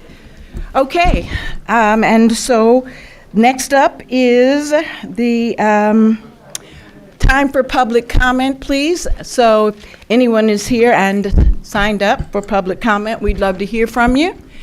We're going to start with the individual who has the number 1. And if you're here and you didn't know, please sign up here at the table first. And then once you've signed up, you'll get a number. You'll know what number you are, and we try to keep it in order. You have up to 3 minutes to speak with us, and we welcome you and thank you for being here. Hello, My name is Brian Lavery. I live around the Walnut Street Station neighborhood. And I'm here to urge the council to prioritize the hiring of a new complete streets director into the currently vacant position. To those of you who are not familiar with complete streets, it's the standard for designing our streets to make them both safe and efficient for pedestrians and cyclists, not just cars and trucks. Without a complete streets director, a big part of Montclair's effort to decrease its traffic deaths is leaderless. It also blocks action on proposed projects like the Grove Street Greenway, a dedicated bike lane on Grove Street. Grove Street is a residential street, but it's also one of Montclair's most dangerous. Let's change that and design it like the residential street it is by switching from prioritizing big machines, in other words, cars and trucks, to centering on people. To see what's possible, we only need to look to the nearby town of Maplewood. They have approved their first bike lane and are moving ahead with construction. Montclair can make that happen too. Please fill the vacant complete streets director position as soon as possible and put Montclair back on track. Thank you. Great, thank you so very much. Next guest, please, guest number 2.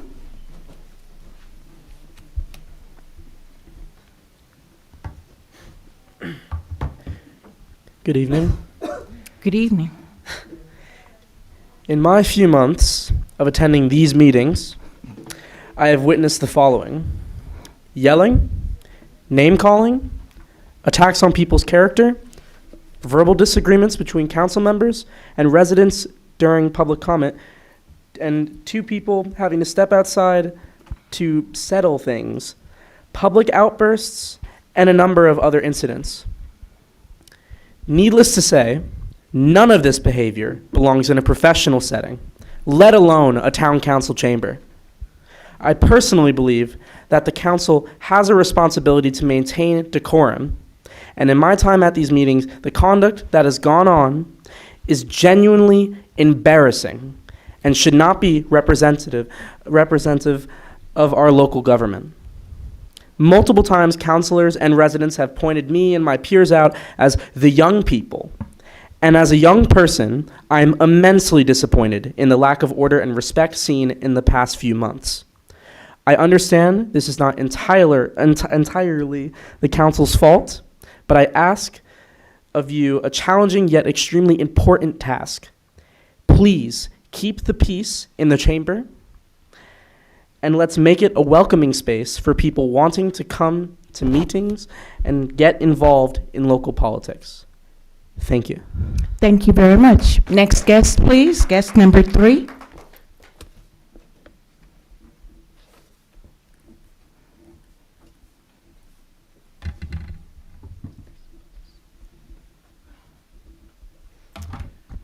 Good evening, Sarah Avery. Good evening. The majority of this council vote contrary to my advice and recommendations, which I make based on thorough research and careful analysis. I exposed deficiencies in the housing element and fair share plan. You approved it anyway. I raised concern over cyber attack expenses, the transfer of the pilot on 2 South Willow, payment of legal services that violate contract terms, and the Mills building transaction. The tax assessor is paid as a full-time employee, yet he doesn't work full-time for Montclair. Annual hours based upon a 37.5-hour work week, assuming 4 weeks of PTO, is 1,800 hours.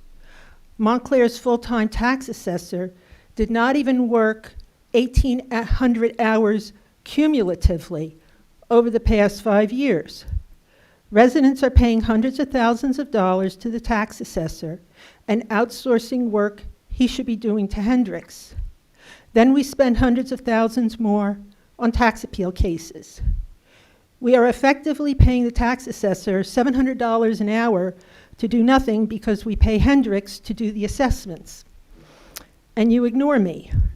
On the other hand, a few people come to demean Councillor Toller with claims that process wasn't followed, and you are all outraged over that. That is bias.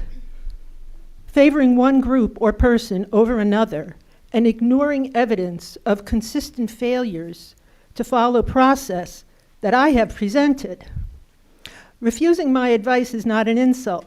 The council's actions become part of the evidence that supports my case that systemic, pervasive, egregious fraud is occurring in Montclair. I am a financial professional who devoted my career to implementing accounting laws, guidance and standards, and participating in fraud, independence, and ethics training for over 40 years.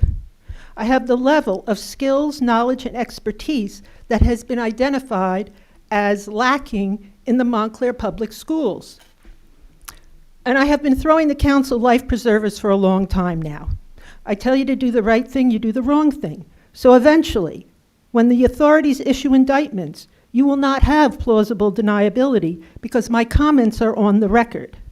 The level of fraud taking place in Montclair is extraordinary, far and away worse than anything I have ever studied, worse than the collapse of Enron or Lehman Brothers, worse than the Madoff fraud. There were far fewer people on the inside. Thank you. Next guest, please.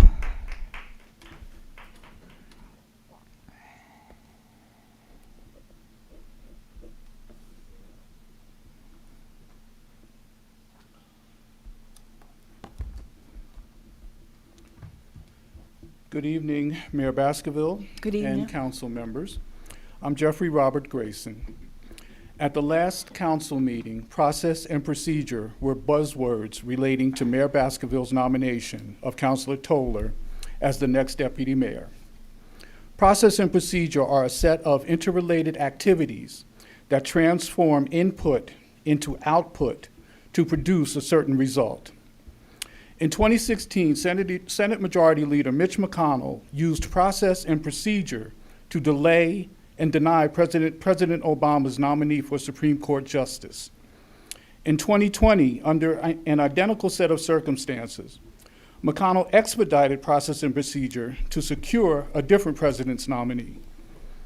These administrative examples show that process and procedure are concepts that can be used to delay, deny, approve, and control a specific situation. Someone on the council is assuming Mitch McConnell's role. I didn't come here tonight to put anybody on Front Street, but if you begin to feel a prickly sensation on the back of your neck and your forehead starts to feel warm, that will be your conscience telling you that I'm talking about you. Council members received their agenda itinerary on the Friday before the next Tuesday meeting. Process and procedure became a reoccurring theme within the audience that evening. This suggests that someone on the council went full Mitch over the weekend, soliciting public support to delay and control the nomination. It's one thing to constantly have dysfunction and disdain on display at every council meeting, but when that negativity and bias is injected into the community, it tends to boomerang and come back in the form of that cringeworthy commotion we all witnessed that evening. Why does Councilor Toller always have a difficult time getting items on the committee agenda? Why is it a struggle for Councilor Toller to receive majority council support for Fourth Ward initiatives? Why is it that prior to Councilor Harrison coming on board that no other at-large councilor has asked Councilor Toller, is there anything I can do to help you? These attempts to marginalize and ostracize Councilor Toller have roots that run far deeper than process and procedure. Amina Toller follows in the footsteps of 4 African-American women that served as Fourth Ward councilor: Dolores Bobby Riley, Audrey Fletcher, Sandra Lang, and Renee Baskerville. Neither of these women ever sat in the deputy mayor's seat. Maybe it's the town ethos that exists in Montclair today, that the optics of having 2 African-American women serving as mayor and deputy mayor simultaneously is too much for some to handle. Take a moment to process and procedure that. Thank you. Thank you for coming. Next guest, please. Guest number 5, please.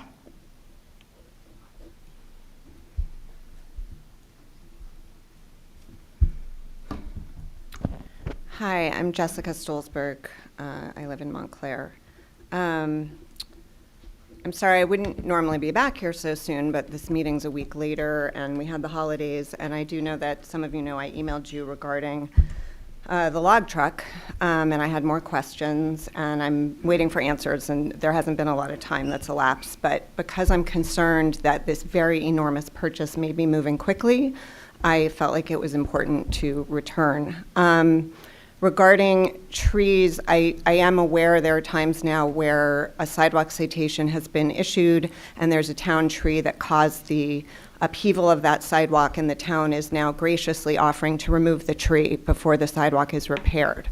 I believe that that means that healthy trees are coming down, at least in some circumstances, at the owner's preference, so that they don't continue to be inflicted with the cost if that tree were to continue to disrupt their new sidewalk. We still don't have an answer about whether you guys changed what you felt would be okay, a 1/4 inch versus 1 inch, and I think money is going to be owed to the people who already spent money when you said it was 1/4 inch, if indeed it was changed to 1 inch. So there are a lot of people waiting for clarity on that. I've called more towns, and if it is indeed a log truck that's on order, I still haven't found another town in New Jersey that owns or operates one. PSE&G takes care of tree issues that interfere with power lines. Private homeowners take care of trees on their own property, and the town continues to subcontract to private tree companies. So again, $300,000. I really hope that we don't have a piece of equipment that's sitting in a lot when there are other ways to manage what that piece of equipment has been told, like you've been told by somebody, I assume, on staff, why it's necessary. And I think sometimes it has to be questioned. If I've been doing the research and no other town in New Jersey owns a log truck, then we've got to ask questions. Maybe Montclair needs to spend this money somewhere else.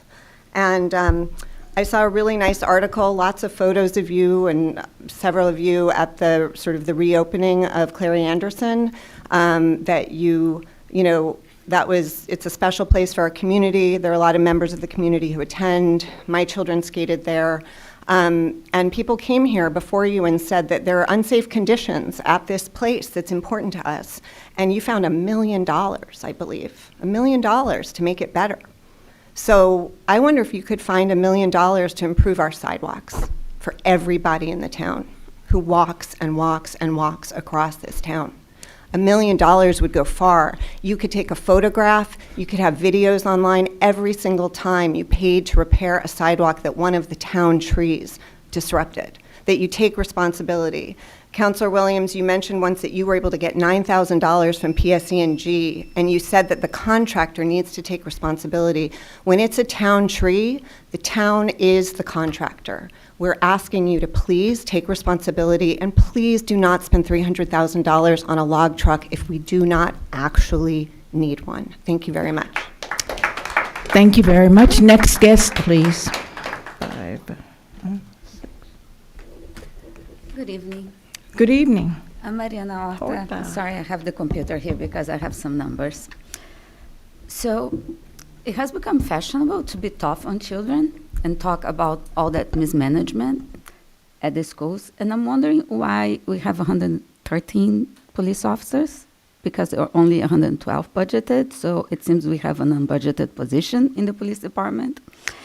And I would also like to observe how much money the township has in revenue that's outside the tax levy, right? More than half. More than half the money you spend is outside the tax levy. Meanwhile, the schools have the tax levy, federal aid, which is diminishing, and state aid that doesn't keep up and is way under reimburse the schools for the mandates, state mandates it has. And one source of non-tax revenue you have is pilots. Now, pilots are properties that are taken out the tax rolls, and now they become non-tax revenue. They are no longer subject to the caps. The schools have no such opportunity. While other things are often, the things that you have that are non-tax revenue are utilities that in other townships are part of our taxes. Or things like my sidewalk that I fixed this year, which in other places the public right-of-way is fixed by the township. Instead, I have the surprise $3,000 tax this year. It's fine. I had to fix it. It was my sidewalk. It's not a problem. The problem is It was a surprise. It's no tax revenue, right? And I'd like you to consider now how is it possible that with only 400 employees, you have a $134 million budget, and the schools with 1,061 employees have a $136 million levy. This is why we can't afford our schools. And I think it's time you share pilots. Because municipal overburden is a choice, and it's a choice this town has been making for a long time. And it's not a choice that benefits the people living here. It may benefit some of the people walking here. It does not benefit any of the people living here. Thank you. Thank you. Next guest, please. Guest number 7. Is there anyone signed up? Okay, yes, I see you. Thank you.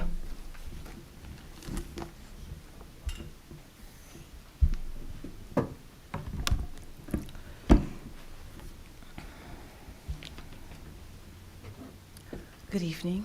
Good evening. Let's see, different tonight. Okay. Good evening, Mayor Dr. Baskerville and esteemed council members. I'm a Hava Felicidad, Montclair native, 1974. Business owner, also called entrepreneur and friend, and rent control advocate, speaking on behalf of basically fill in the blanks tonight. Sorry. I'm sorry that I missed the last council meeting. I understand that it was quite Shakespearean, like off with your head-ish interesting. And I haven't gotten a chance to speak about this, and I have great respect for our teachers and administrators, fellow colleagues, friends, and for the new superintendent who inherited the mess that is the deficit. But recurring deficits and governance breakdowns require stronger oversight than we've seen before. It's my understanding that this deficit goes back 12, 20 years. A few people are pushing the point of making taxpayers now pay for that.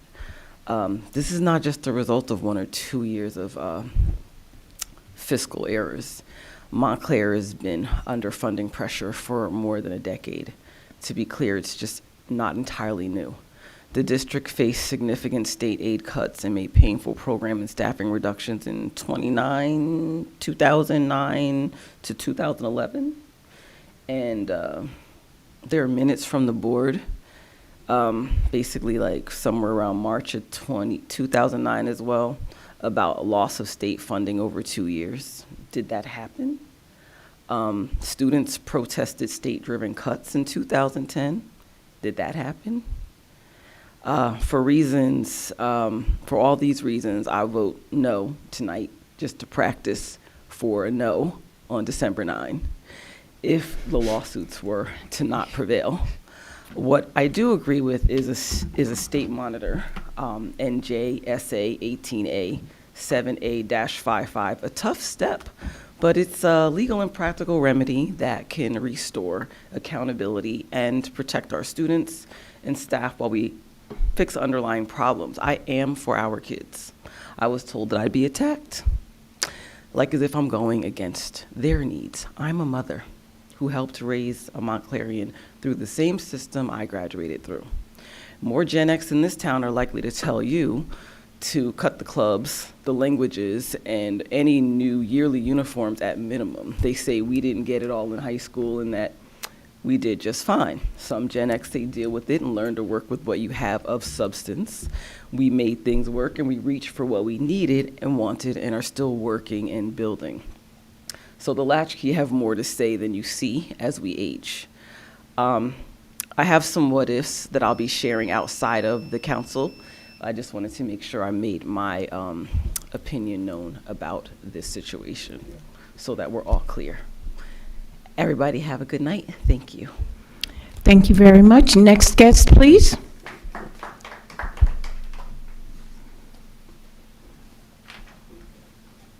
Good evening, everyone. My name is Tarika Daftri Kapoor, and I'm a Montclair resident and a parent. Excuse me, I'm sorry. Can you spell the last name for me, please? Sure, it's not an easy one. Kapoor, K-A-P-U-R. We'll forget the first hyphen part of it. I am here tonight to urge the council to adopt a policy, as Mariana just talked about, to share pilot revenues with the Montclair Public School District. I won't reiterate what pilots are. I think we all know what those are, hopefully, on the council.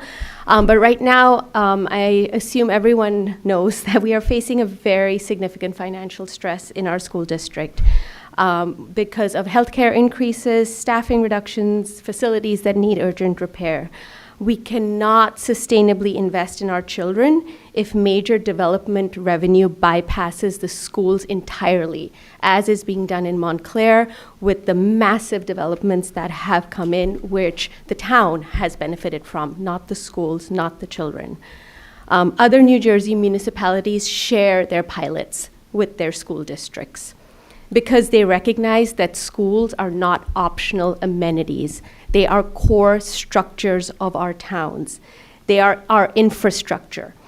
Strong schools protect property values, they stabilize neighborhoods, and they create equitable environments for everyone living in the town. Montclair should be leading the state on this, not lagging behind as we are.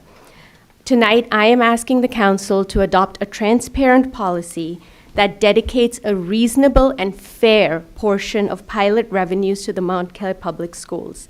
This is not only fair, it's fiscally responsible, not just to support our children, but to support our entire town.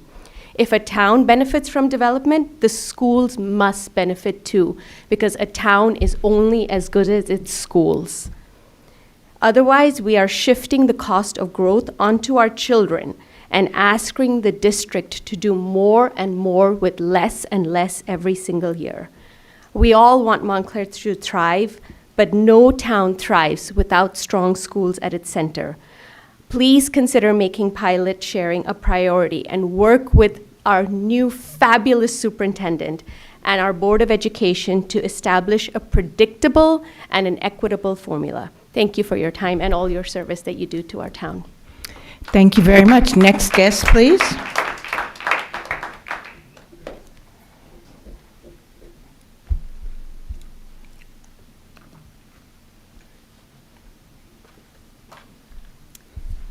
Good evening. My name is Lonnie Summer Padilla, and I am a resident of Montclair.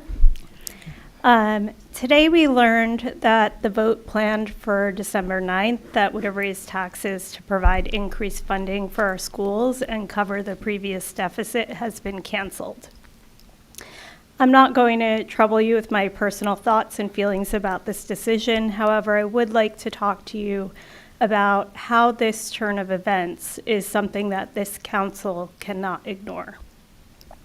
A couple of years ago, a group of concerned residents with children in our schools came together to implore the council at that time to allocate a fair share of pilot funds to the public schools, as it became clear that the district was facing a deficit caused by the 2% cap on the tax levy, while costs were rising above 2% every year. There was research and analysis completed by a few residents who investigated the problem in a holistic and systemic manner.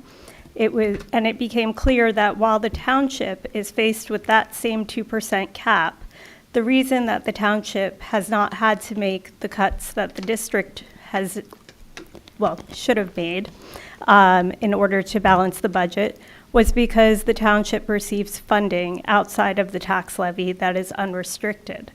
One of those sources, and the most stable source, is pilot funding. There are several properties within Montclair that do not pay property taxes and have a tax abatement, otherwise known as pilots, payment in lieu of taxes. There are approximately 160 children living in these properties who attend our public schools, and because their residence does not pay property taxes, the cost of their education is not funded in the same way that education for students living in properties that do pay property taxes are funded. When we began to talk about and advocate for the fair share of pilot funds to be allocated to the schools a couple of years ago, it was at a time that our district was facing a deficit of approximately $3 million. Now our district is facing anywhere between a $7 million to $9 million deficit for the 2026-2027 school year, and it very well may increase from that. I implore you, this new council, that has a lot on your plates, I know, but I really implore you to take a look at this and to allocate the fair share of pilot funding to our schools. Every child deserves a quality education in this town, every child. And that is really at risk right now. And it's something that I don't think really is what Montclair stands for. So, thank you. Thank you very much. Next guest, please. Is there guest number 10? No more? Okay. At this point in time, seeing no more residents who wish to come before us for the public comment, then I'm going to close the public comment. At this point in time, I'm going to offer the council members an opportunity to very briefly, if there's something that you would like to respond to that was said during that time. I know that we all agreed that we were not going to try to do a lot of back and forth, but if there's something that you heard within public comment that you really feel as though you must respond now, this would be that time. Yeah, thank you, Mayor, and thank you for running a good comment session. I just wanted to provide information.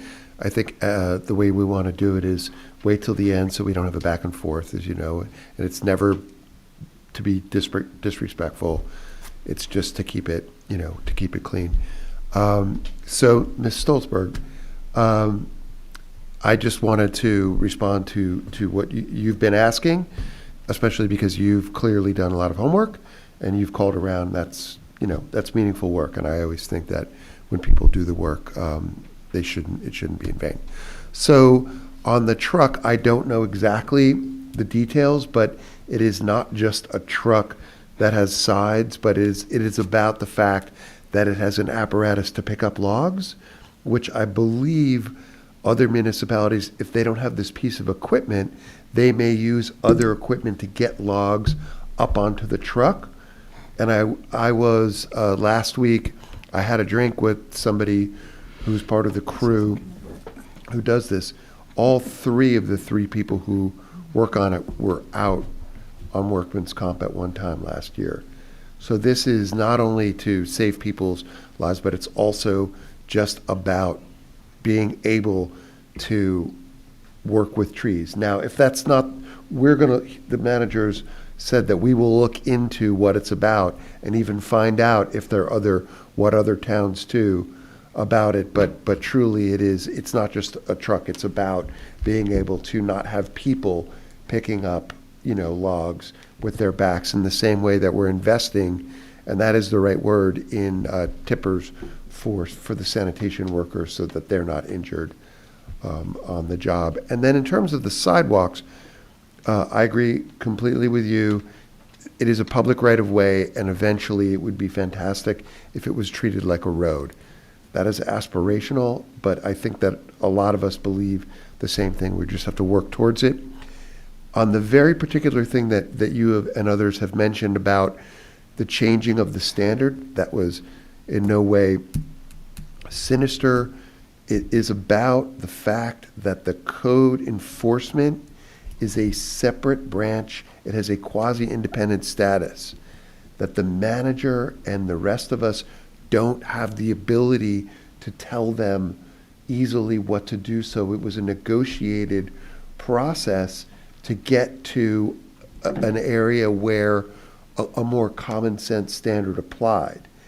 And so we all kind of agreed, and it was very difficult, but it was done in good faith, that 1/4 of an inch. And I went out many, many, many times to people's houses, and then you realize, oh, it's too shallow and things can move around. But actually, once you get above 1/2 an inch, you can start to get hurt. So it's hard. It really is hard, and people are not slacking. But that change, and for people who have replaced sidewalks, that we thank you. That is an investment. It's an investment in your house and in the town. And when people do that, I've stopped and said, thank you.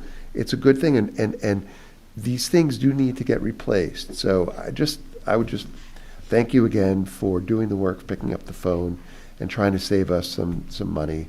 And we will work on it, and that's all I can say. But it is not just a truck, and it is, it has not been in vain to replace a lot of sidewalks. Thank you very much. Councilor Birmingham, you have anything that you need to say at this point in time? We're going to try, I guess, to keep it down to, 2 or 3 minutes, the same that we would do the others. I know Eric's was about 4.5, but if we're going to do this, and audience, this is just new. We're going through this as we are sitting here now. So let's see how this works. Councilor Birmingham? Yeah, I just want to acknowledge the very difficult time that the town is going through right now with the school funding. And for myself, and hopefully others will join me, I am very intent on doing an affordability analysis of the town and looking at each bucket of where our tax money goes. So I would invite anyone who would like to join me. I will set up a meeting time. But I really do feel like as a community, we have to really understand the system that we're working with in New Jersey. We have to understand where the pressures are. And I just want to acknowledge and really hope we can all come together as a community. I know this has been a very difficult time, but I will give back the rest of my time. Thank you. Councilor Harrison? Just quickly, I mean, it came up at the last meeting and at this meeting about process. I think it is important, I said this when you interviewed me for the position, that we have to adopt a procedure and adopt it, because people are saying, there have been drafts circulated, and it is silly that you have been in office for almost 1.5 years and you have not adopted the procedures for how council meetings are conducted and how things get on the agenda, and that should happen as soon as possible. Thank you. Deputy Mayor? Yeah. So I fully concur with Councilor Harrison. I don't have any comments right now. I do want to just ask, I don't see the gentleman who inquired about the status of the Complete Streets Director, but I would just like to ask if, Mr. Marks, you might be able to offer an update on that. So we advertised for Complete Streets Director. We've received probably about 8 resumes, and we will be conducting interviews, and I hope to have something positive to report at the next meeting. Do you have anything else? Because I was going to give you an opportunity when we finish going through, but since you're at the mic now, would you like to share? Is there anything that you need or would like to share at this point in time in addition to that on any of the topics that were raised by the public comment? So just with regard to the sidewalk standard, the administrative director that was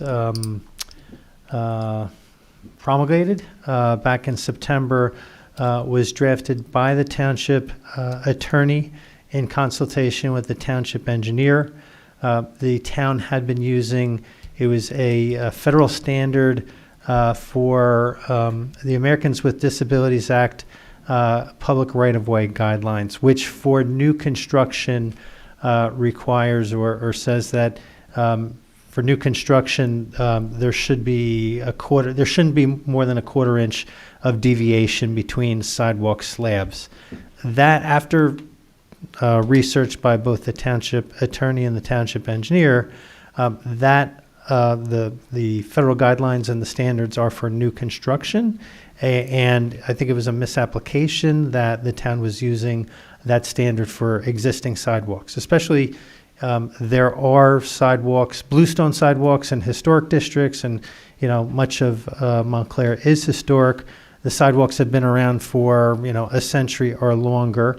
Those sidewalks, if they are heaving, the property owners and homeowners should be given an opportunity to preserve the historic character and nature of the sidewalks by having the sidewalks leveled by a contractor, or perhaps leveled by the property owners themselves if they're able to do it. Doesn't require that we get rid of the historic elements that make Montclair special and give historic properties their character. So if the mayor and council desires to change the administrative directive or policy on sidewalks, I mean, we are more than willing to, the administration is more than willing to work with the mayor and council to set whatever standard that you see fit.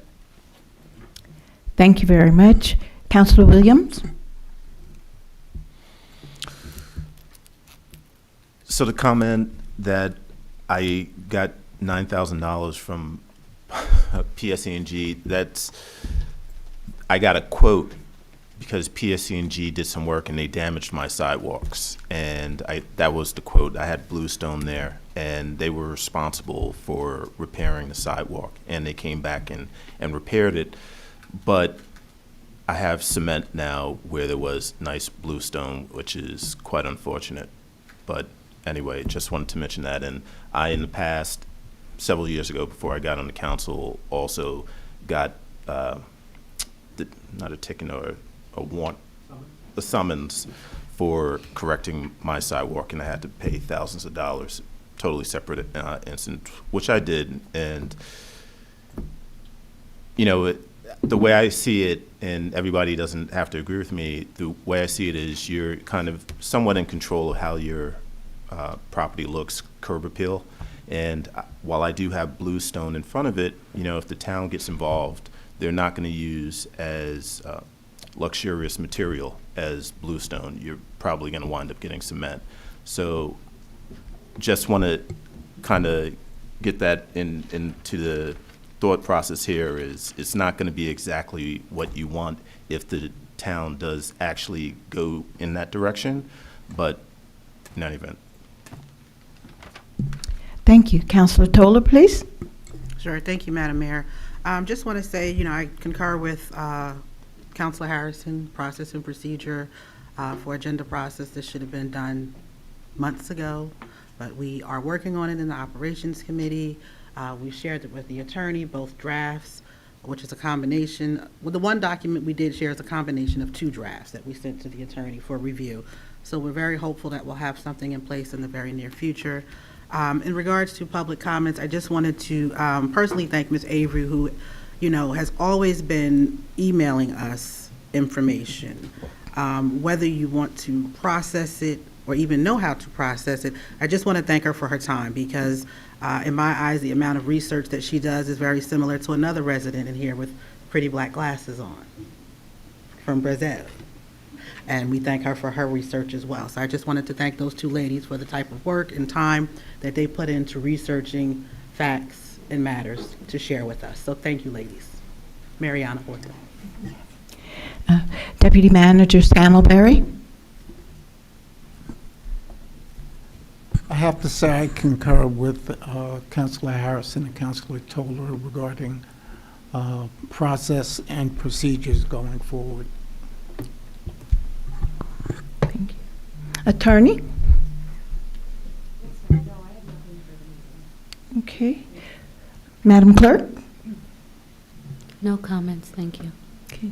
I'd just like to also say that I agree wholeheartedly with Councilman Harrison regarding the need to have the policy and processes in place, and equally as important, once we agree on something, then we need to stick with that. And just for the record, I did not say this at the last meeting because there was so much attack coming in here with people that had no information really about what they were talking about. But the process by which the resolution got on the agenda regarding the deputy mayor was by the letter of what we had agreed to. And at that time and at this time, that process involves one council person saying that they wish to put something on the agenda, a second person seconding that, like, you know, saying, okay, I want it also on the agenda. And then it goes on the agenda.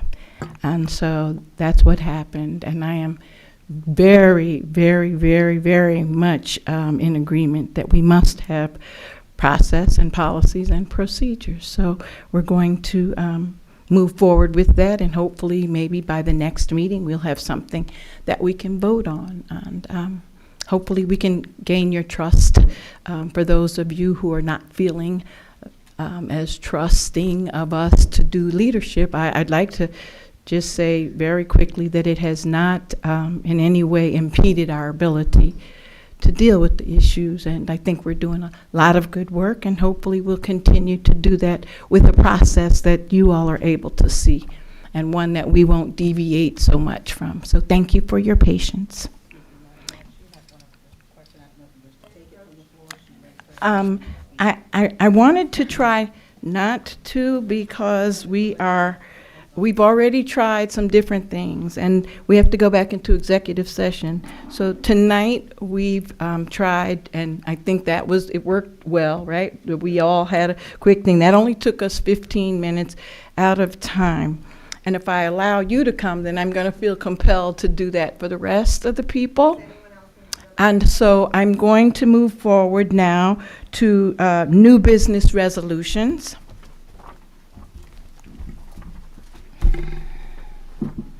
And let's start from Councilor Toller, please.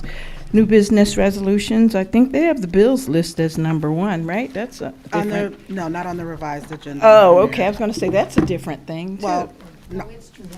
Okay, so it's the bills list. Do we want to do that first? No, that's what's written on here. I'm just sticking to what we have. Sure. Bills list resolution, whereas invoices against the Township of Montclair in favor of the following persons for the amount set opposite their respective names have been received, duly audited, and found correct. The bill list dated December 2nd, 2025. Total amount $628,202.71. Certified by our CFO, Ms. Bartlett, and I so move. Second. Discussion, please. Councilor Toller. Well, one question I kind of got answered earlier today via email from Austin Ashley from DCS, and the question was about the tree company that we're paying $15,000 for if we're just bought a $300 or trying to buy a $300,000 check. Ms. Bartlett gave me some information, but not everything. You know, I just wanted to ensure that I'm trying to get the dollar amount for the blanket POs when they were input as requisitions. Because these items under sewer operating, and it could be under any account line or any department. This is where we get into, it's time to increase the resolution that was originally put in. So I'm just wondering how we're tracking these blanket POs for departments to ensure that we don't have to go over that not to exceed and have to create another one, and we're wasting money that way. I'm just curious who's tracking. Madam Mayor, if I could ask the Chief Financial Yes, Officer sir. to Thank you, respond about Manager. our accounts and controls in place. Thank you.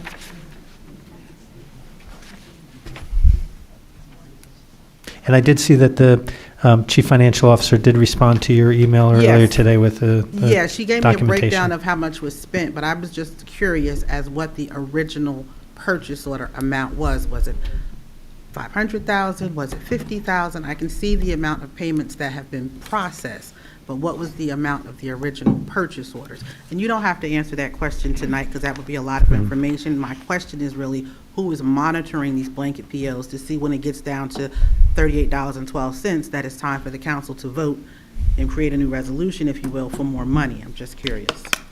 Good evening. So if there's any blanket purchase orders that are related with a contract, each contract has a not to exceed amount. So when they enter the blanket, it's usually based on the certification of funds, if they're for big items.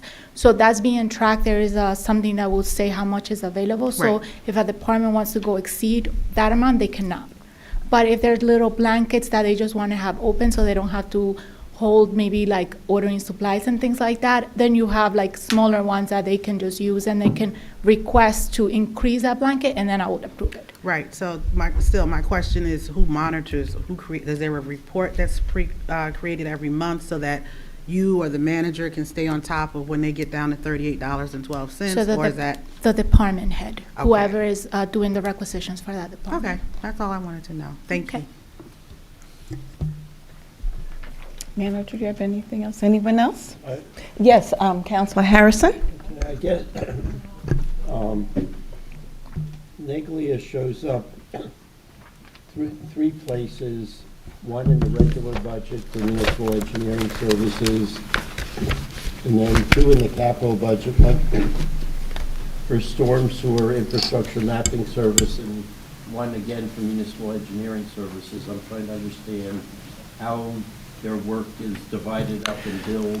So it's typical for an engineer in a municipal context, an engineering company to have an on-call contract for basically general services. Oftentimes when a municipality bonds for particular projects, say road resurfacing or drainage improvements, there are what's called Section 20 costs that are included in the bond ordinance that cover, construction, engineering, design, construction administration, so on and so forth.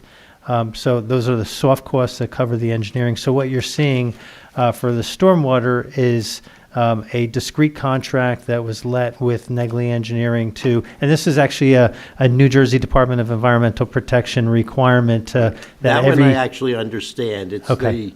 the two municipal engineering services and one in the capital budget is where I'm having difficulty. So the capital budget would have been, related to a discrete project, for a specific project, not general on-call engineering. Okay. Because they're both labeled the same, which makes one think they were doing the same thing. And I think, did Austin Ashley, I thought Austin Ashley had responded to your inquiry earlier today. I don't think so. Okay. But I will make sure for the specifics. I thought I saw that, but I will make sure that you get a specific response. And then there are a number of items in the capital budget which I wouldn't have normally thought would be capital budget items, with a printer, tree removal, So I think with regard to the printer, it had a 5-year useful life or more, which makes it capital eligible.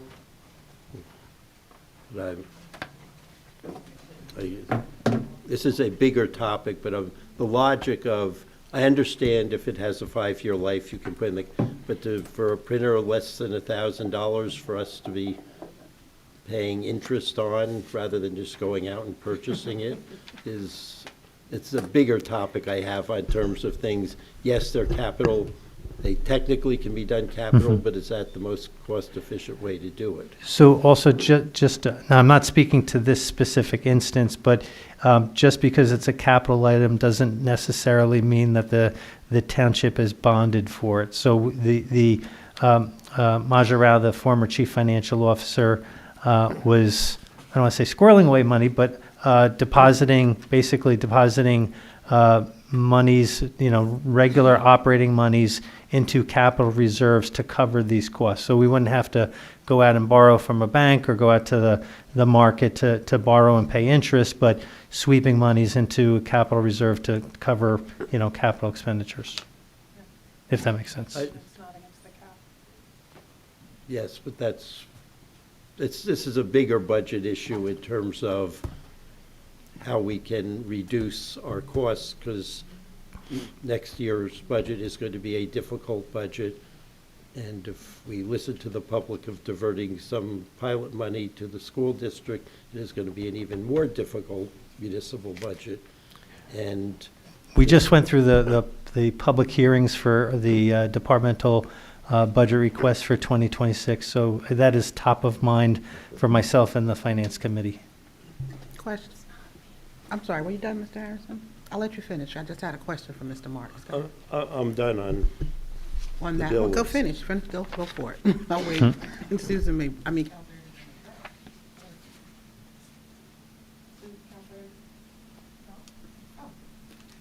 I'm just wondering, sure, thanks. Oops, I'm just sorry. wondering Counselor on Toller? supplies for the building, have you looked at any cost savings on how you can consolidate supplies? Because I see we order from Staples and WB Mason, various places. Have you just, find a way to consolidate and just use one vendor, or is that not? And the copy machines, we talked about looking into leasing them so that the work that the ladies and men are doing here will be a different process. That is a discussion that we have savings. had in Okay. terms of leasing more, modern machines. Because I think right now everybody has their own printer, correct? Like their own desktop printer?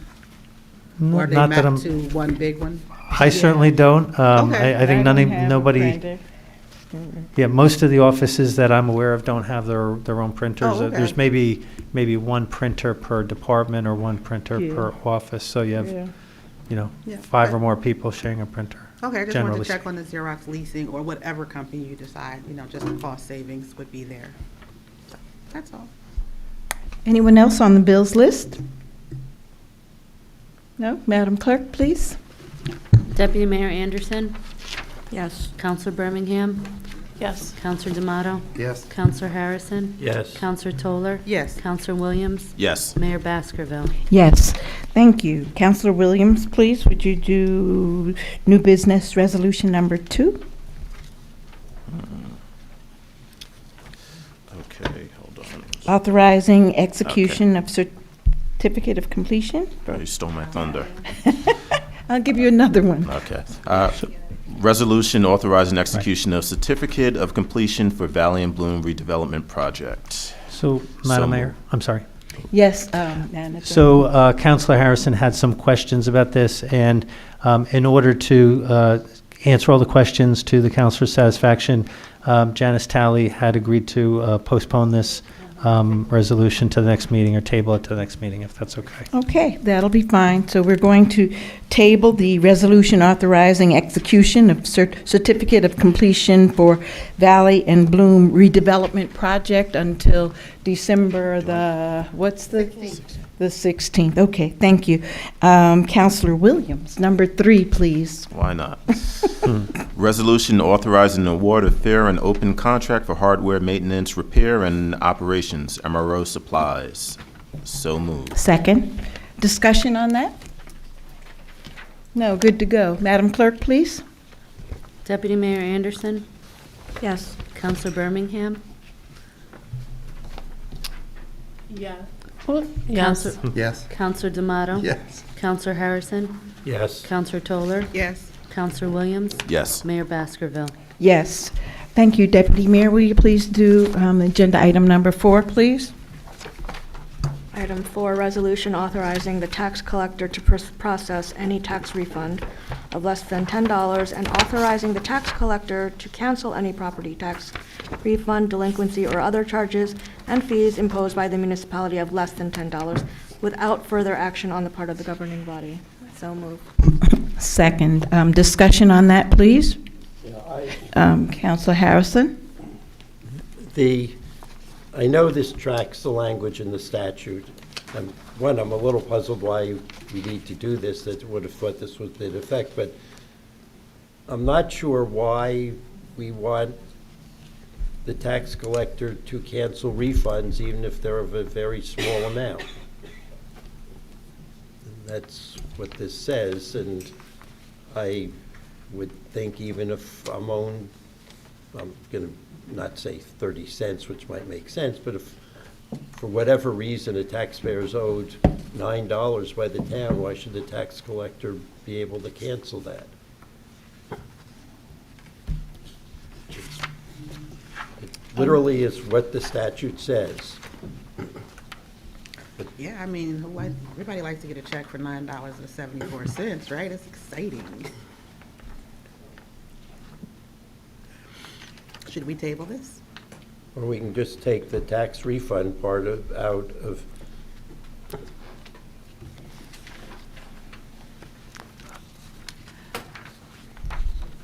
So long as it comports with statute, I don't have any objections. Well, I mean, do you want to talk to the tax collector about? Yeah. Why don't you talk? We could table this it. until the next Table. meeting.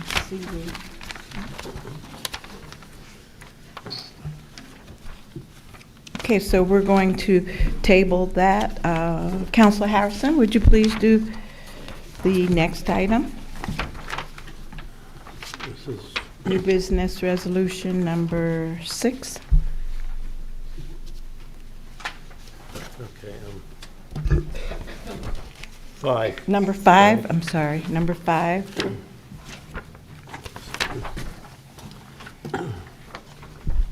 This is a resolution setting the rate of penalties and grace period for receipt of delinquent taxes and municipal charges. I'm not going to so move. He didn't move it, so that, I thought he said, I'm not going to, so we need a movement or we don't. You're not going to move? Yeah, we're at number 5, and Counselor Harrison was kind enough to read that. Is there anyone that wishes to move it? That, Okay, Deputy Mayor's moved that. Is there a second?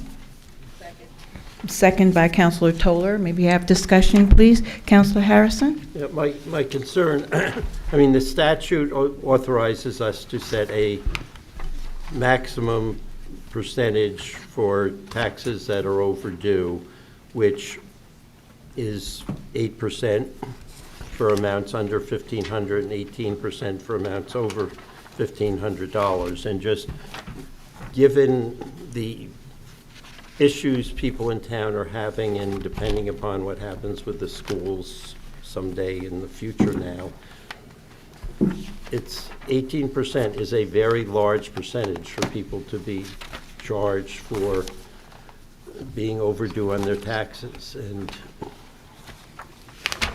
I'm not sure that we want to impose that on our taxpayers just simply because the statute lets us go that high.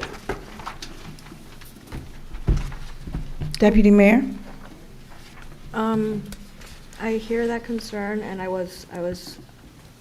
shared the concern when I read it. I would want to know, like, what are we dealing with in terms of delinquencies that fall into the,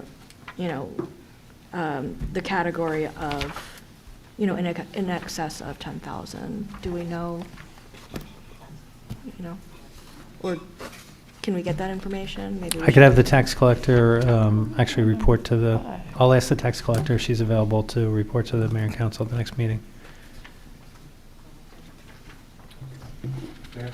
Yes, Counselor D'Amato, please. I agree with Councilor Harrison on some, I think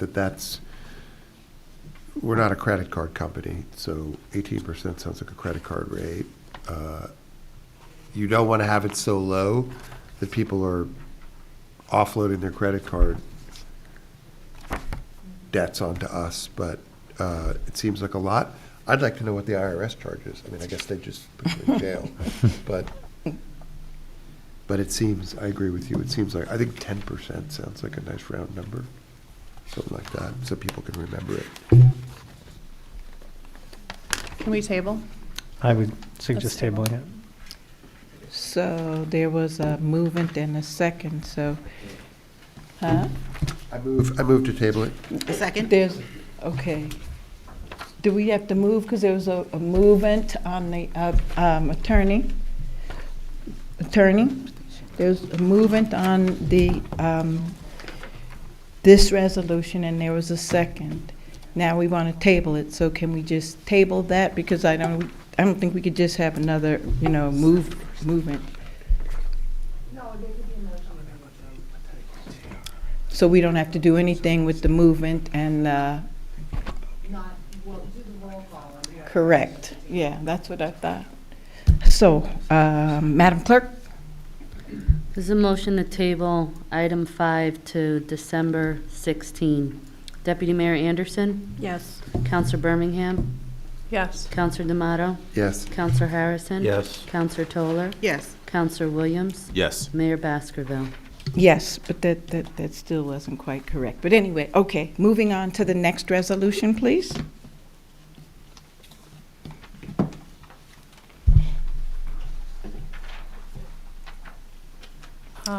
Councilor Birmingham, please. Resolution authorizing transfer of funds pursuant to N.J.S.A 40A4-58. And I so move. This is at the end of the year, you can move funds around that were originally appropriated for one purpose, and you can move them for another purpose. So I so move. Here. Second. Discussion, please. Yes, I'm just. Counselor Toller? Yep. This doesn't specify what appropriation to what. Do we need to know that? It's on the next Schedule page? A. It's on the back. Oh, okay. On I didn't Schedule see A. it. My And I'll apologize. I should have mentioned this. This is administration, finance. There's some money going from finance, treasury, accounting, and audit, and the JIF premium to the township manager professional services. So it's a total of $40,000, which you can. Madam Mayor, if I may. Yes, thank you, Manager. So items 6 and 7 are related. In item 7, it's a contract with a network administrator for network administration, a block of time for network administration services. And item 6 is basically a budget transfer to pay for item 7. Mr. Marks, how much is? Counselor Toller? Sure, thank you, Madam Mayor. Agenda item number 7, the one that you just mentioned, the IT, what is the total amount for this resolution? So unfortunately, we've received notice from the network administrator. He gave notice that he'll be leaving effective December 5th. So we will no longer have an IT network administrator. And from personal experience, having gone through this a couple times, it's not something, it's a position that will take some time to fill. So Millennium Communications, Inc., of East Hanover is a state contract vendor that does this type of service. They gave us a quote for 2 months worth of basically a block of time for 2 months. It comes out to about $32,000 per month. They will be performing basically a stress test on our servers, our switches, our network, and doing a full assessment of the network in addition to doing the basic management services. So it's not written well, that's why I asked. So, and I'm probably not explaining it well either. No, you are. 32,000 per month makes it 64. Right. 'Cause if So you read this resolution, it's a little wonky. In terms of the certification of funds, 32,000 is being certified against this year's budget, and 32,000 will be certified against the January 2026 budget. Thank you. Manager, do you have any idea what is that figure consistent with the going rate? I have no idea, what these types of groups generally charge per month. So they are a state contract vendor. This is under the Bergen County Cooperative this is the going rate for for the services that they provide. Okay, all right. And it's under a purchasing cooperative, so they've already, like, when you go through the state contract or purchasing cooperatives, you already provide your, basically your quotes, your going rates for those purchasing cooperatives.